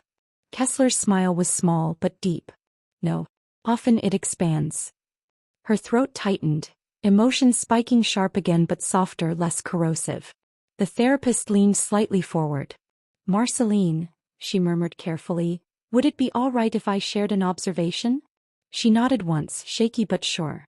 "For years," Kessler said, voice low and certain, "you've treated emotional pain like a contagion, something you must contain to protect others from catching it. You learned that early in childhood. But emotional authenticity isn't contagious in a harmful way. It's contagious in a liberating way." Her eyes glistened faintly as she held Marceline's gaze. "By sharing it, by letting trusted people witness it, you don't infect them. You invite them. Into deeper connection. Into shared humanity. Into truth." Marceline's breath shuddered out, her spine uncurling slightly. "Maybe," she rasped, "I've been trying to protect people from something they didn't need protection from." "Exactly," Kessler affirmed gently. For a long stretch neither spoke, the silence full, not empty. When Marceline finally sat back, a thin but real steadiness settled into her chest. "I want to keep coming back," she said quietly. "I'm tired of carrying it all alone." Kessler's smile warmed. "I'd like that very much." Marceline's lips trembled faintly, but her breath eased deeper now. And for the first time since childhood, she didn't feel like she was failing by admitting she needed help. He felt human. And that maybe was finally enough. The hum of fluorescent lights buzzed faintly overhead, thin, droning, almost imperceptible, but steady enough to make her molars ache if she concentrated too long. Marceline sat rigid in her ergonomic chair, the sharp angles of her desk cutting sterile lines around her. Her inbox pinged. And again. Across the sleek expanse of glass partitioning her office, the outer bullpen murmured with the familiar symphony of keystrokes, muted phone calls and soft footfalls over industrial carpet. Ordinary. Methodical. Controlled. And yet, her pulse flickered erratic beneath her sternum. A faint sheen of sweat prickled at her lower back despite the over-air-conditioned chill. Silas's voice echoed distantly from 2 desks over, calm, rich, edged with the precise articulation that made clients trust him implicitly. Normally his presence was an anchor. Today it set her teeth faintly on edge, not by fault of him, but because stability itself had begun to feel foreign. Her eyes flickered down to the quarterly report spread open on her monitor. The columns blurred slightly. Her fingers hovered uncertainly over the keyboard. Simple projections, numbers she could compute in her sleep. But her mind skittered like a stone across water, never sinking long enough to grasp. Last night's therapy session sat heavy behind her ribcage. It had unsettled something deep and long stifled. "You don't have to hold it all together here, Marceline." The words pulsed against the shell of her consciousness, reverberating like distant thunder. Her breath cinched. "Focus, Marceline." But as her gaze sharpened on the spreadsheet, something unexpected happened. Her vision tunneled. Her chest constricted, not just tight but immobile as though invisible bands cinched around her ribs. A sharp pang darted from her sternum outward, swift, lancing. She sat upright abruptly, breath hitching audibly. Across the open floor, Silas's head snapped up. His eyes narrowed, quick in assessing. Marceline plastered an automatic smile, thin, brittle, barely affixed. She bent her head back toward her monitor. But her fingers twitched unnaturally, stiff and unresponsive. A tremor danced faintly at her wrist. Her heart jolted with shallow arrhythmic spasms. The spreadsheet blurred further. Her throat burned dry. Her body would not comply. Panic slithered sharp and urgent into her bloodstream. No, no, no. Not here. Not now. She swallowed hard, forcing her lips into a neutral line, jaw clenched to keep her breath steady. But her composure fractured visibly. Her right hand knocked against her water glass, tipping it, shattering the quiet equilibrium with the sharp splash of water over paper. Heads turned subtly. Colleagues flicked glances sideways, curiosity masked thinly behind professionalism. Silas's brow knit tightly now, the faint crease between his eyes deepening. He rose quietly, crossed the office with practiced ease and crouched by her desk. "Marcelline," he said lowly, voice smooth but edged with concern. "You're pale. Are you?" "I'm fine." Her voice broke sharper than intended, raw, frayed. "I'm fine." His gaze didn't shift, didn't retract. She fought the tremor in her jaw but failed. Her hand trembled as she reached for a pen, the motion graceless, her fingers nearly fumbling it entirely. Silas's voice gentled, barely above a whisper now. "Come with me. Just 5 minutes. Step out. Please." The word, please, undid something taut in her chest. Shame lashed hot and immediate through her core. Her lungs burned, not from lack of air but from the effort of pretense. Her gaze darted across the room. Several coworkers quickly averted their eyes, the way people do when witnessing something too intimate, too unsettling in a place meant for efficiency. Her heart sank. The mask was crumbling, and there was no rewinding it. Silas didn't touch her, respectful of her boundaries even now. But his presence held space, unflinching. After a long beat, her resistance thinned. Her chair scraped faintly as she rose. She followed him silently into the side conference room, the frosted glass offering partial privacy, though shadows still flickered outside. The door clicked softly shut. Silas turned only once. She sat on the small couch tucked in the corner. He knelt on the carpet before her, not in dramatics but to meet her eye level without looming. His gaze steadied hers, clear, concerned, unjudging. "Talk to me," he said quietly. "What's happening?" Her lips parted. The familiar instinct rose. Dismiss, deflect, minimize. But her body betrayed her. Tears welled sharp and unbidden at the corners of her eyes. Her voice splintered. I can't hold it together anymore." Her breath shuddered violently, the words cracking open fissures too long cemented shut. "I'm so tired, Silas. So damn tired of pretending I'm fine when I'm unraveling inside." The confession spilled jagged, unpolished, involuntary. His shoulders softened. Not pity. Not dismay. Recognition. She shook her head violently. "I thought if I slipped, if anyone saw I couldn't carry everything, I'd lose everything." Silas's voice dropped to near reverence. "You don't lose us by being human, Marcelline." Her breath broke sharp again. She gripped the hem of her blazer, knuckles blanching white. "I've built my whole life on being competent, capable, impeccable." Her jaw quivered. "If I'm not that, who the hell am I?" Silas's brow furrowed faintly, grief rippling briefly across his features. "You're someone who deserves more than what your facade can offer," he murmured. "Someone who doesn't have to earn safety by being invincible." His voice thickened, conviction anchoring each word. "I don't admire you for your mask, Marcelline. I admire you for your heart. For your insight, your tenacity, your damn brilliance, even when you're struggling." Her vision blurred. The room swayed faintly, not from panic but from release. She exhaled long and tremulous, her frame uncoiling minutely. Outside the frosted glass, muted silhouettes passed, oblivious, distant. Inside the air stilled. Quiet. Contained. But not trapped. Silas didn't press further. He sat back slightly, his posture open, his presence grounding. After long, shivering breaths, Marcelline's shoulders sagged.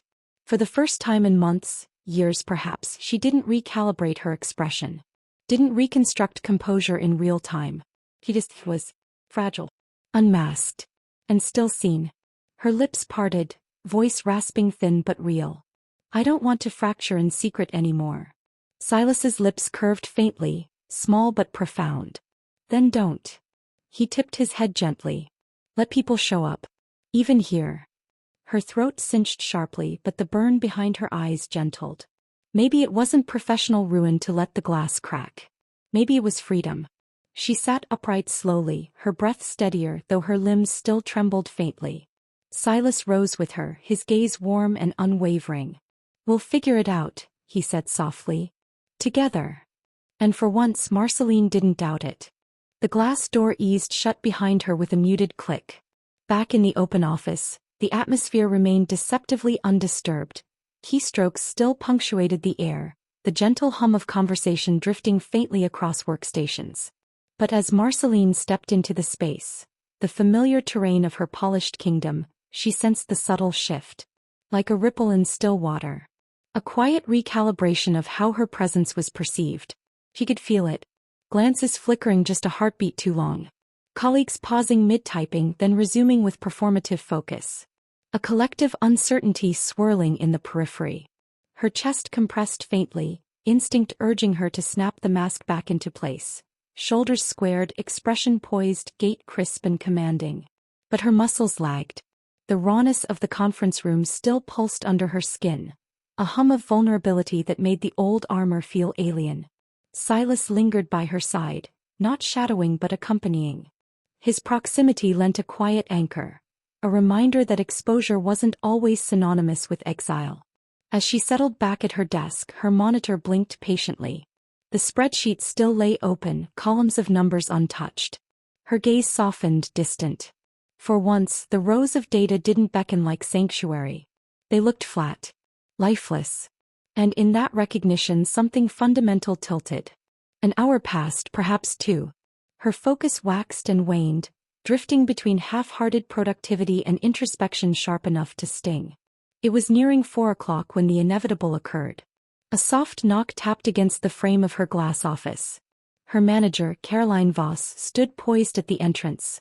Mid-40s, immaculate in an ash-gray sheath dress, dark curls pinned into a precise twist.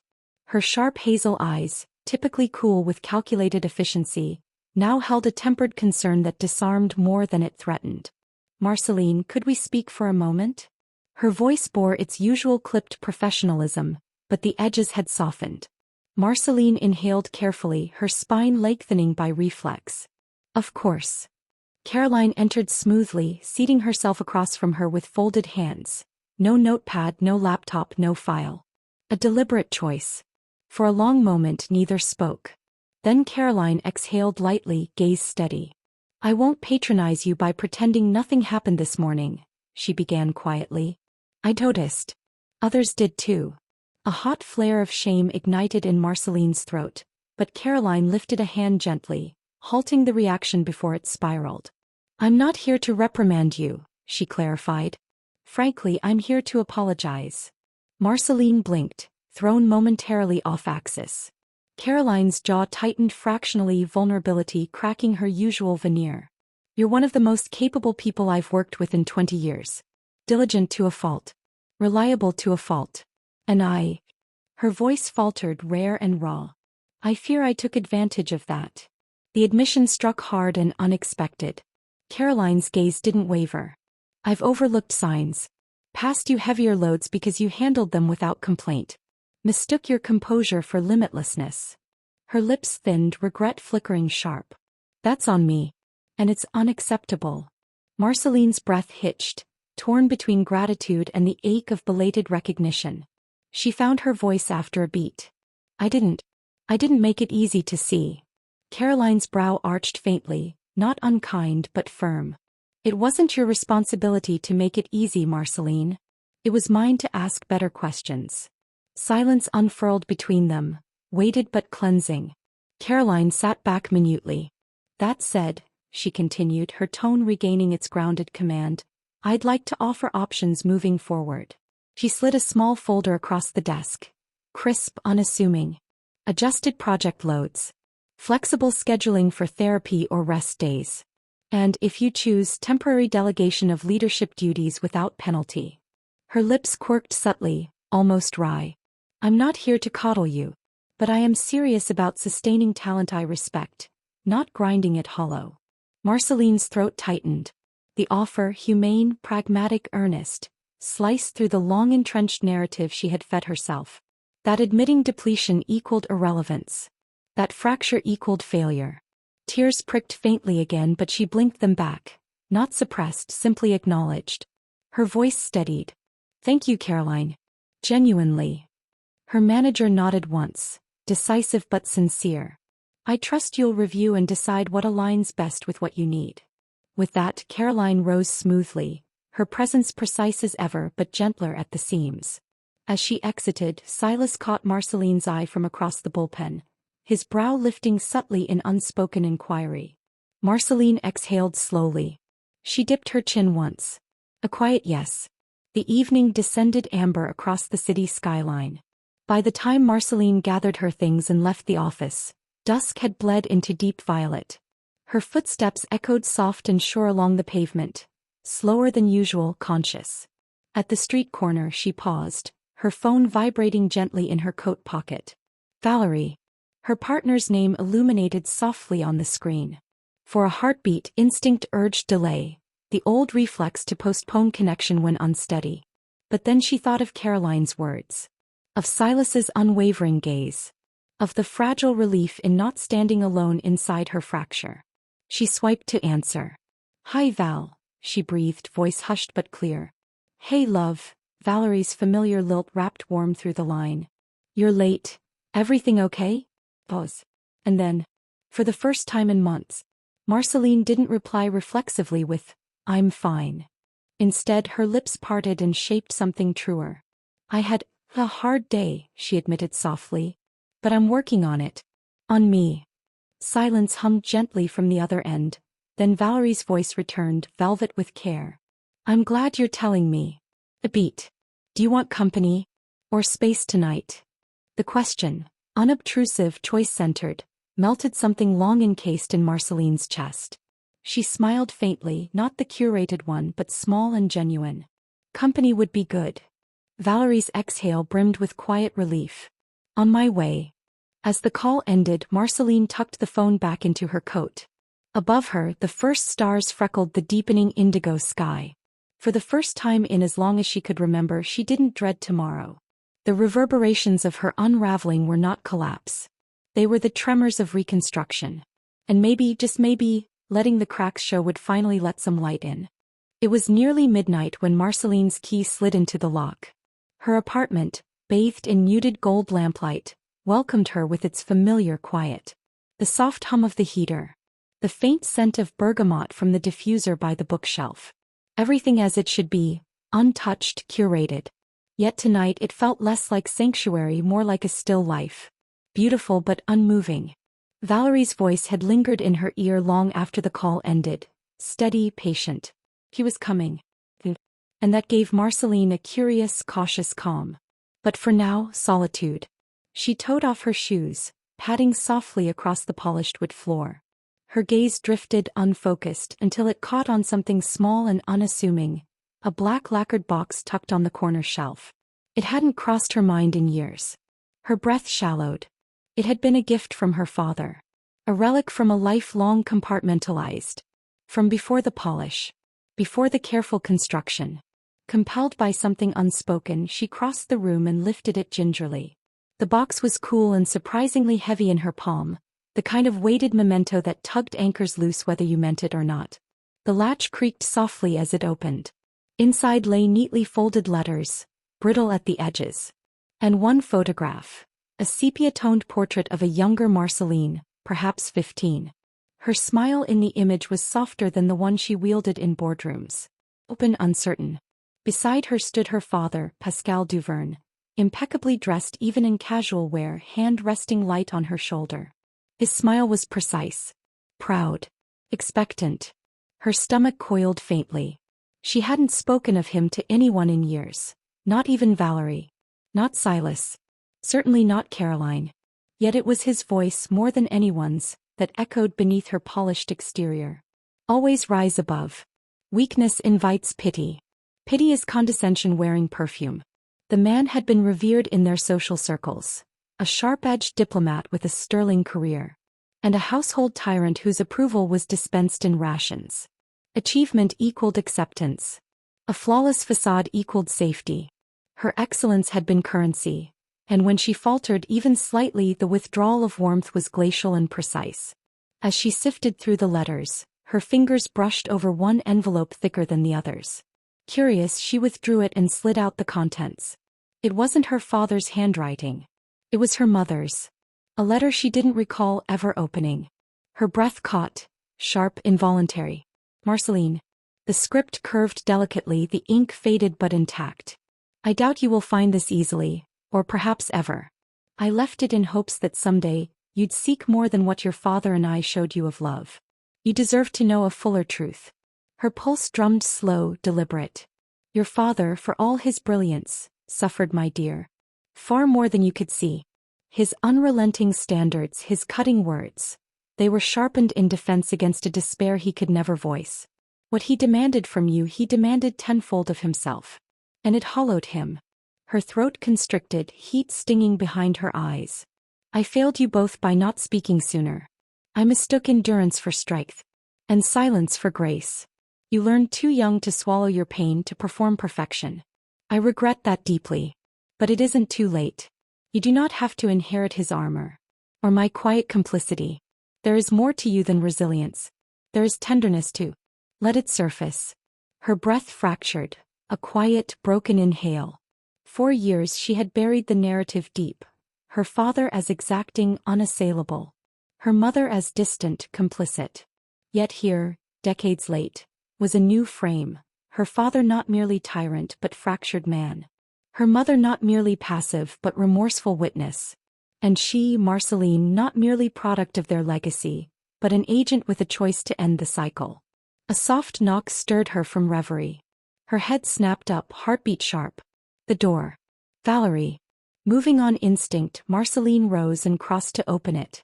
Valerie stood there, auburn curls tousled from the brisk night air, navy pea coat buttoned snugly, eyes clear and searching. The moment their gazes met, something in Valerie's expression softened.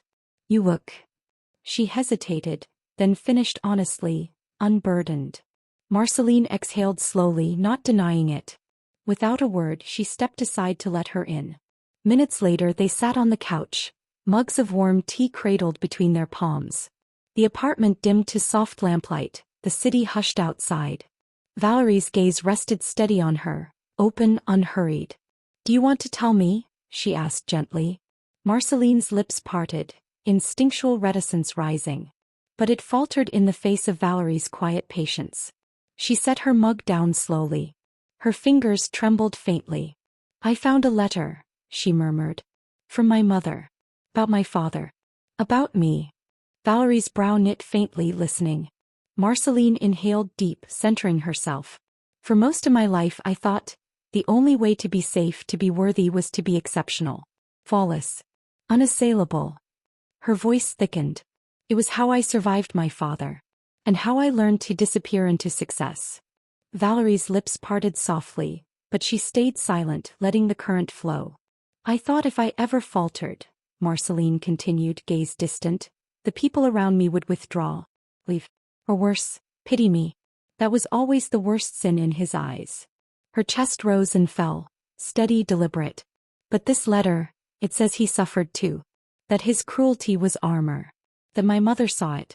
That she regrets letting me think it was the only way. Her voice cracked, clean and sharp. I built my life on a foundation I didn't fully understand. Valerie's hand reached out, light, unassuming, and settled over hers. Warm. Present. Now you do, she said softly. And now you get to decide if you keep carrying it. The words landed like balm and blade both. Tears gathered, not with panic but release. I don't want to, Marcelline whispered, voice raw. I'm tired, Val. I'm tired of smiling like it's a shield. Tired of success feeling like camouflage. Valerie's fingers squeezed hers gently. Then don't, she said simply. A long silence stretched, deep and ripe. Marcelline's breath slowed. And for the first time in years, perhaps her entire adult life, her chest felt unarmored without feeling unsafe. She lifted her gaze to Valerie, fully, vulnerable, unmasked. I'll need help, she admitted, voice low. I don't know how to do this differently. Valerie's answering smile was tender and sure. You don't have to know, she said. You just have to start. Marcelline exhaled, a long cleansing release. Her hands uncurled slowly, the letter still warm between her palms. The past did not dissolve. But it shifted, no longer immutable, no longer dictator. A tool. A cautionary tale. And perhaps, finally, a map forward. She leaned her head softly against Valerie's shoulder, breath evening out. The masks were cracking. The ground was shifting. And beneath it all, something truer stirred. The morning light slid thinly through the tall windows, soft gold brushing over Marceline's bare shoulders as she stood in front of the mirror. The apartment was quiet. Valerie had left early, pressing a kiss to her temple and whispering that she'd be nearby if needed. Her reflection gazed back, sharp cheekbones, deep-set eyes, lips pressed in their habitual polished curve. But something had softened overnight. The mask, once fused so seamlessly to her skin, now sat fractionally askew. I don't want to wear it anymore. Her mother's letter still sat on the coffee table. Unread again since last night, but unforgotten.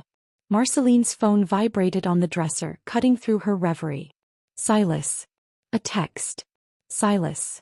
Meeting moved to 9 a.m. They're expecting you to open. Big pitch. You ready? Her stomach flickered, a familiar old tightness twitching to life. Today was the Crane Tech proposal, the multimillion euro account she'd curated meticulously over months.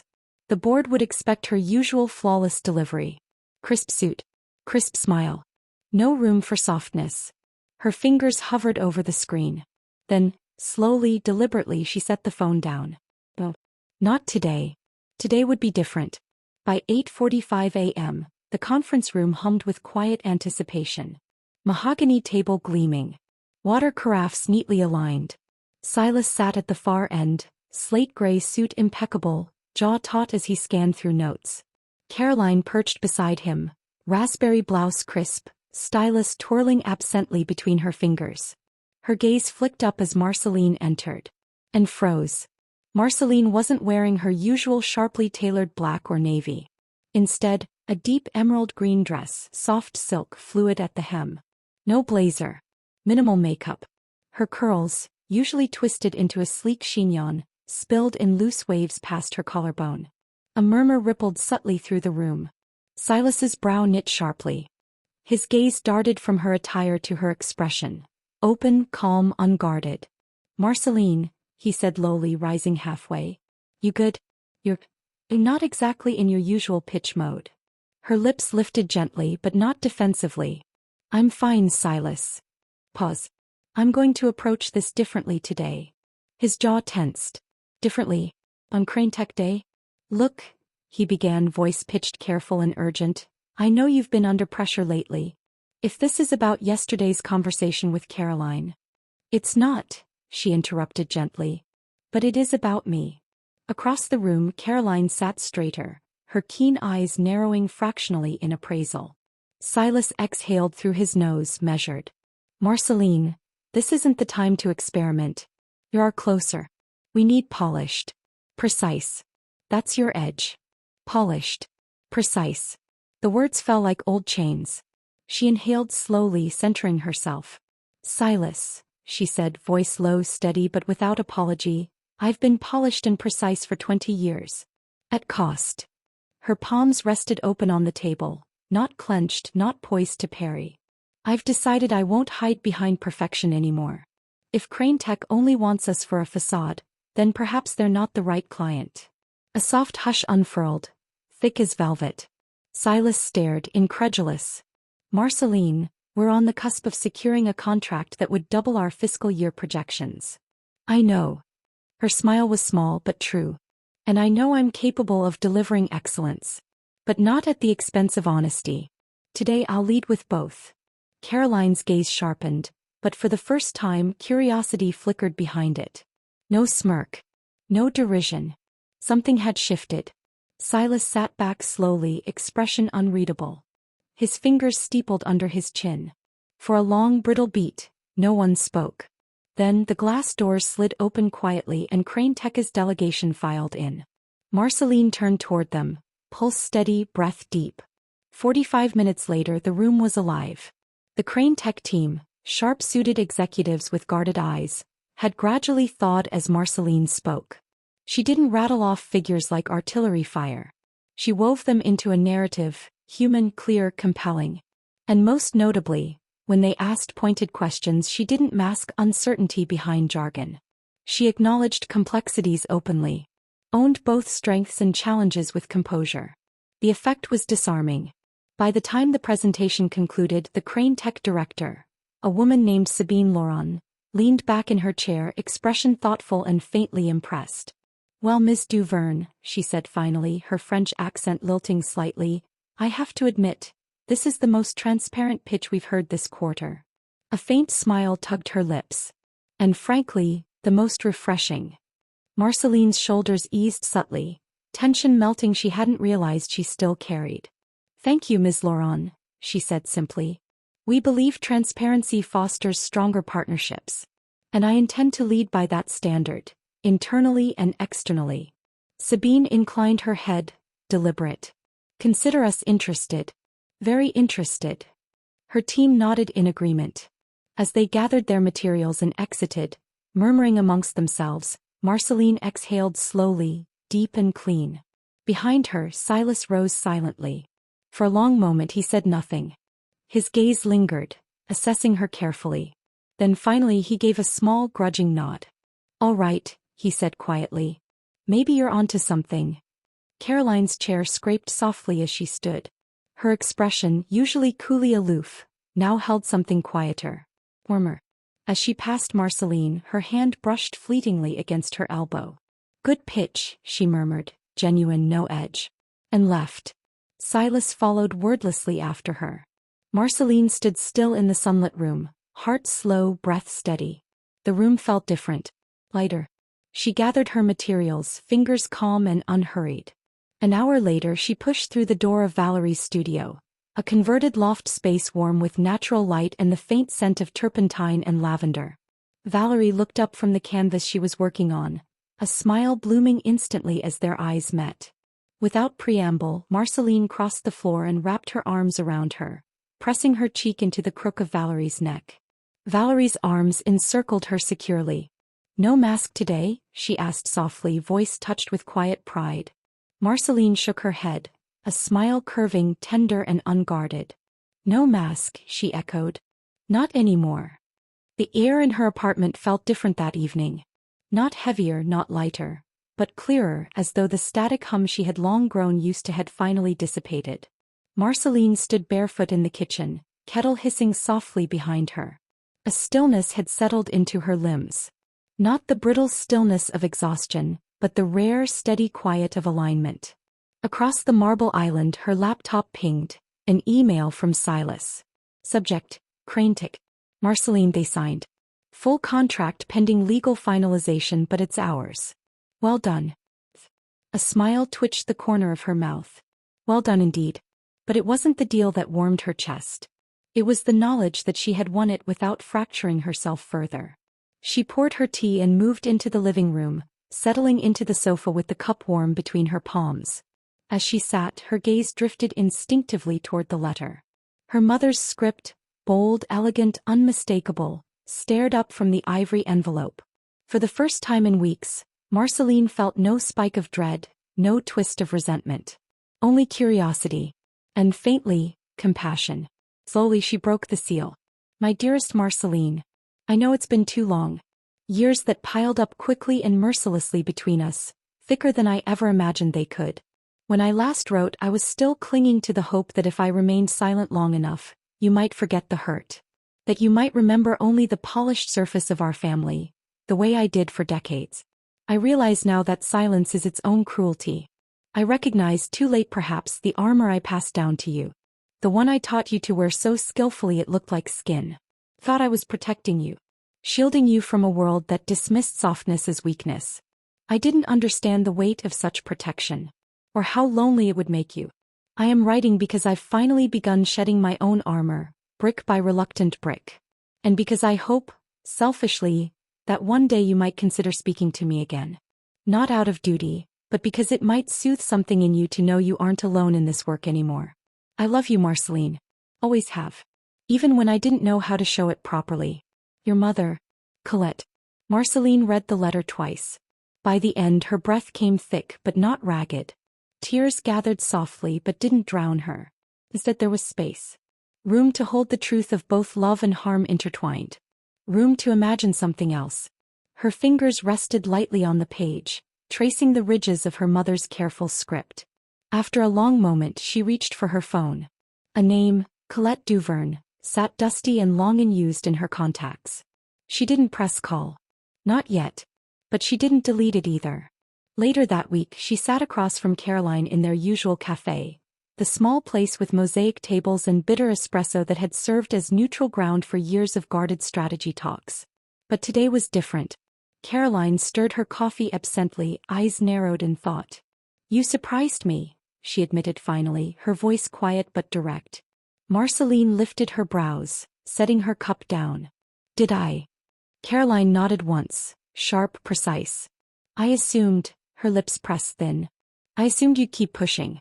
Keep climbing. That you'd break yourself in two before letting anyone see you sweat." She spoke with neither malice nor admiration, simply observation. Marcelline smiled faintly. "I thought so too," she admitted. Caroline's gaze lingered a beat longer. Then, almost imperceptibly, softened. "I misjudged you," she said finally. A rare concession. "No," Marcelline countered gently. "You judged the part of me I chose to show you. That's not on you alone." For a flicker of a second, something fractured behind Caroline's cool composure. A shadow of recognition. Her jaw flexed but she didn't argue. After a long sip of her coffee she set the cup down deliberately. "For what it's worth," she said quietly, "I envy you."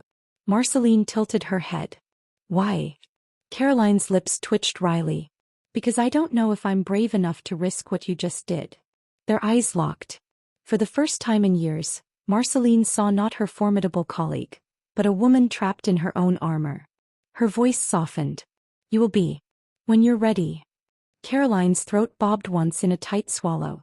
She didn't answer. But her fingers curled slowly, almost absently, over her wrist, as if holding something fragile there. They sat in quiet for a while, neither hurrying to fill it. On Friday evening, Marcelline walked the length of Pont Alexander III, cool air nipping her cheeks as the city unfurled glittering on both sides. Beside her Valerie's hand fit easily into hers. Neither had spoken much on their walk. They hadn't needed to. When they reached the center of the bridge, Marcelline slowed, gaze drifting out over the Seine's slow current. "I'm scared," she admitted finally, voice low. Valerie's thumb brushed the back of her hand. "Of what?" Marcelline exhaled carefully. "That it won't last. That I'll slip back into old patterns when I'm tired or scared or lonely. That I'll forget how to be honest again." Valerie squeezed her fingers gently, anchoring. "You probably will," she said simply.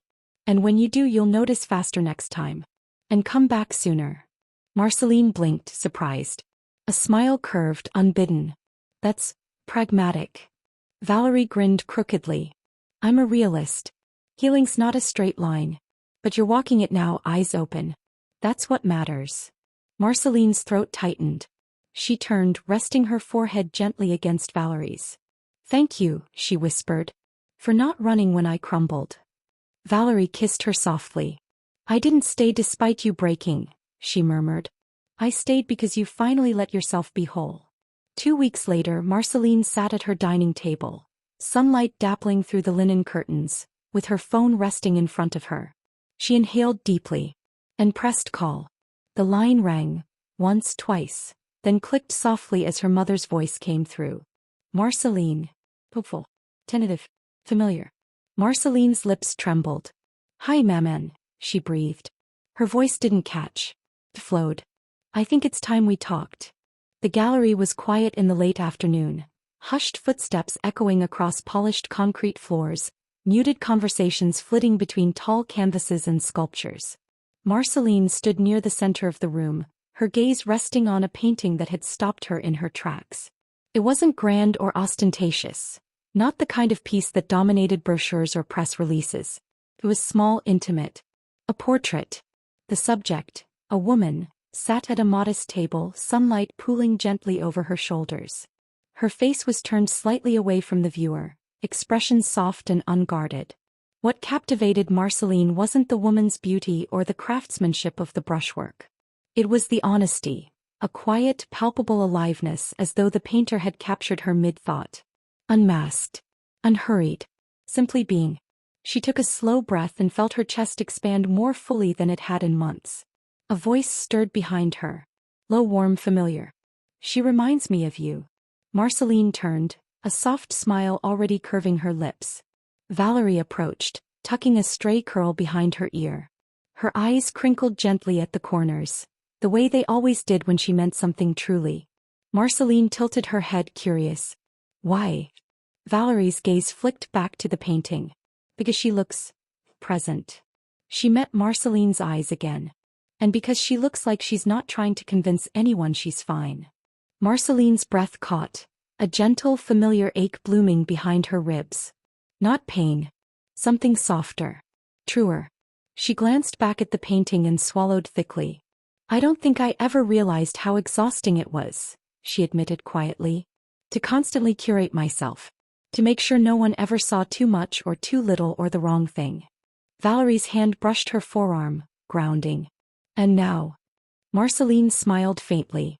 Now it feels easier. Not effortless but easier.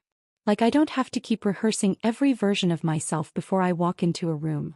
She exhaled slowly. I don't know who I am completely yet. Without all that. But I think I'd like to find out. Valerie's smile widened, radiant and proud. I think you already are. They stood together in quiet for a long moment. Then footsteps echoed softly from behind. A woman approached, elegant, her posture straight but her expression warm, her silver-streaked hair swept neatly into a chignon. Her eyes, hazel and sharp, so familiar, met Marcelline's. Hesitant, hopeful. Maman, Marcelline murmured, her throat tightening. Colette Duverne paused a few feet away. Her gloved hands clasped loosely in front of her, lips parted as though she too couldn't quite believe this moment was real. I wasn't sure you'd actually come, Colette said softly. Marcelline felt Valerie's hand press gently at her back, steady, encouraging. Then Valerie stepped away discreetly, giving them space. Marcelline swallowed and took a step closer to her mother. I almost didn't, she admitted, voice even. For a long time I thought opening old wounds would only reopen the same pain. Colette's eyes shone. I wouldn't have blamed you. Silence stretched between them, heavy with history but not hostility. Finally Marcelline inhaled deeply. But maybe some wounds don't reopen, she said quietly. Maybe they breathe. Colette blinked rapidly, tears slipping free. A small, shaky laugh broke from her chest. I would very much like to learn how to breathe with you, Marcelline, she whispered. Marcelline's lips trembled. She stepped forward, slowly, cautiously, and embraced her mother. The hug wasn't dramatic. It wasn't cinematic. It was tentative, a little awkward but real. Arms tightening slowly as old stiffness melted, piece by reluctant piece. For the first time since her adolescence, Marcelline felt her mother's heartbeat against her cheek. Unarmored. Unhidden. When they pulled back, Colette's smile was watery but genuine. I'm sorry I taught you that silence was safer than honesty, she murmured. I'm sorry I carried that lesson so well, Marcelline returned gently. Their smiles mirrored each other, fragile and hopeful. Weeks passed. Marcelline stood in her office one evening, watching soft amber lights spill over Paris' skyline. Her calendar blinked with gentle reminders. Meetings, projects, upcoming speaking engagements. Silas had offered her a promotion last month. A prestigious, high-profile role that would catapult her further into the spotlight. For the first time she had declined. Not out of fear or avoidance but out of clarity. Instead she'd proposed something different. A consultancy division focused on mental health integration in corporate spaces. Programs that dismantled toxic expectations of perfectionism, productivity at all costs, and emotional suppression. Silas, to her surprise, had agreed. Not immediately, but thoughtfully, cautiously, with curiosity. He'd asked hard questions. She'd answered them unflinchingly. And now the department was taking shape. A knock rapped softly at her door. Come in, she called. Lucien, her younger colleague, poked his head inside, dark curls tousled, smile sheepish. Hey, he began carefully. Got a minute? Marcelline nodded, gesturing him in. He closed the door behind him and sank into the chair opposite her desk. For a moment he fiddled with the edge of his sleeve, clearly searching for the right words. I wanted to say, he paused, breath unsteady. Watching you these past few months, being honest about everything, it helped me more than you know. Marceline's brows lifted, surprised but touched. I've struggled too, Lucien admitted quietly. Not in the same ways. But, pretending, hiding, trying to be invincible. He exhaled shakily, meeting her eyes. So thank you. For showing that it's possible to be respected and real. Warmth spread through Marceline's chest, deep and unwavering. She leaned forward slightly, her smile gentle. You don't have to be invincible here anymore, Lucien, she said softly. None of us do. He swallowed hard and nodded, relief and gratitude etched in his features. As he left, Marceline sat back, breath steady. That evening she curled on the couch at home, a book in her lap, the windows cracked open to the cool spring air. Valerie padded in from the kitchen, 2 mugs of tea in hand. Without a word she settled beside Marceline, legs tucking under herself as she passed 1 cup over. They sipped quietly, comfortable in the uncomplicated stillness. After a while, Marceline rested her head on Valerie's shoulder, closing her eyes. Her mind drifted, back over months, years, the masks worn and slowly set down. She thought of the people who had stayed. The ones who had left. The wounds that had shaped her and the choices that had healed her. And she realized, with soft, steady certainty, that nothing had been wasted. Not even the pain. Valerie's voice broke the quiet, warm and anchored. What are you thinking about? Marceline smiled faintly, eyes still closed. I'm thinking, she whispered, that I'm still here. Valerie's fingers laced gently through hers, grounding and free. And for the first time in a long, long time, Marceline believed it. The garden behind Marceline's apartment had once been little more than an afterthought. A narrow patch of earth bordered by weathered brick walls, shaded unevenly by a gnarled cherry tree whose limbs stretched stubbornly toward the sun. For years, it had gone untended, ivy curling unchecked along the fence, soil packed dry and hard. But that spring, her first true spring awake, she had begun to clear it. Not with the urgency she once would have brought to such a task. Not to impress or prove or distract. She cleared it slowly. 1 afternoon at a time. 1 root, 1 stone, 1 inhalation, 1 exhalation. Some days she worked for hours, sweat beading at her brow, dirt lodged under her nails. Other days she simply sat with her back against the tree and listened. Birdsong folding into distant street sounds, the low murmur of Paris moving gently beyond the walls. The process, not the outcome, mattered most. By midsummer, small shoots had begun to appear. Lavender along the perimeter. Soft clusters of bleeding hearts by the wall. A row of shy lilies peeking up near the terrace. And, to her surprise, wild poppies. Bold, unsummoned, vivid as spilled ink. They reminded her, curiously, of herself. Things long dormant, blooming unbidden simply because there was space now. One evening as dusk stretched long and golden, Marceline knelt by the poppies, fingers brushing the slender stems. Her breath moved evenly, no tremor, no tightness. She was still learning. Still stumbling some days. But the sharp edges of survival mode had softened. The urgency to prove her worth had loosened its grip. She had learned to ask for help, haltingly at first, now more fluidly. To speak plainly when she was tired or tender or simply in need of rest. To tell Valerie when her mind felt heavy without dressing it in disclaimers. To share space with her mother again, cautious, delicate but slowly trusting. And to forgive herself for believing once that she had to smile to survive. A light rustle stirred behind her. Valerie's silhouette appeared in the doorway, a soft cardigan draped over her shoulders, book in hand. Her smile was small and unhurried. I thought I'd find you out here. Marceline tilted her chin, lips curving.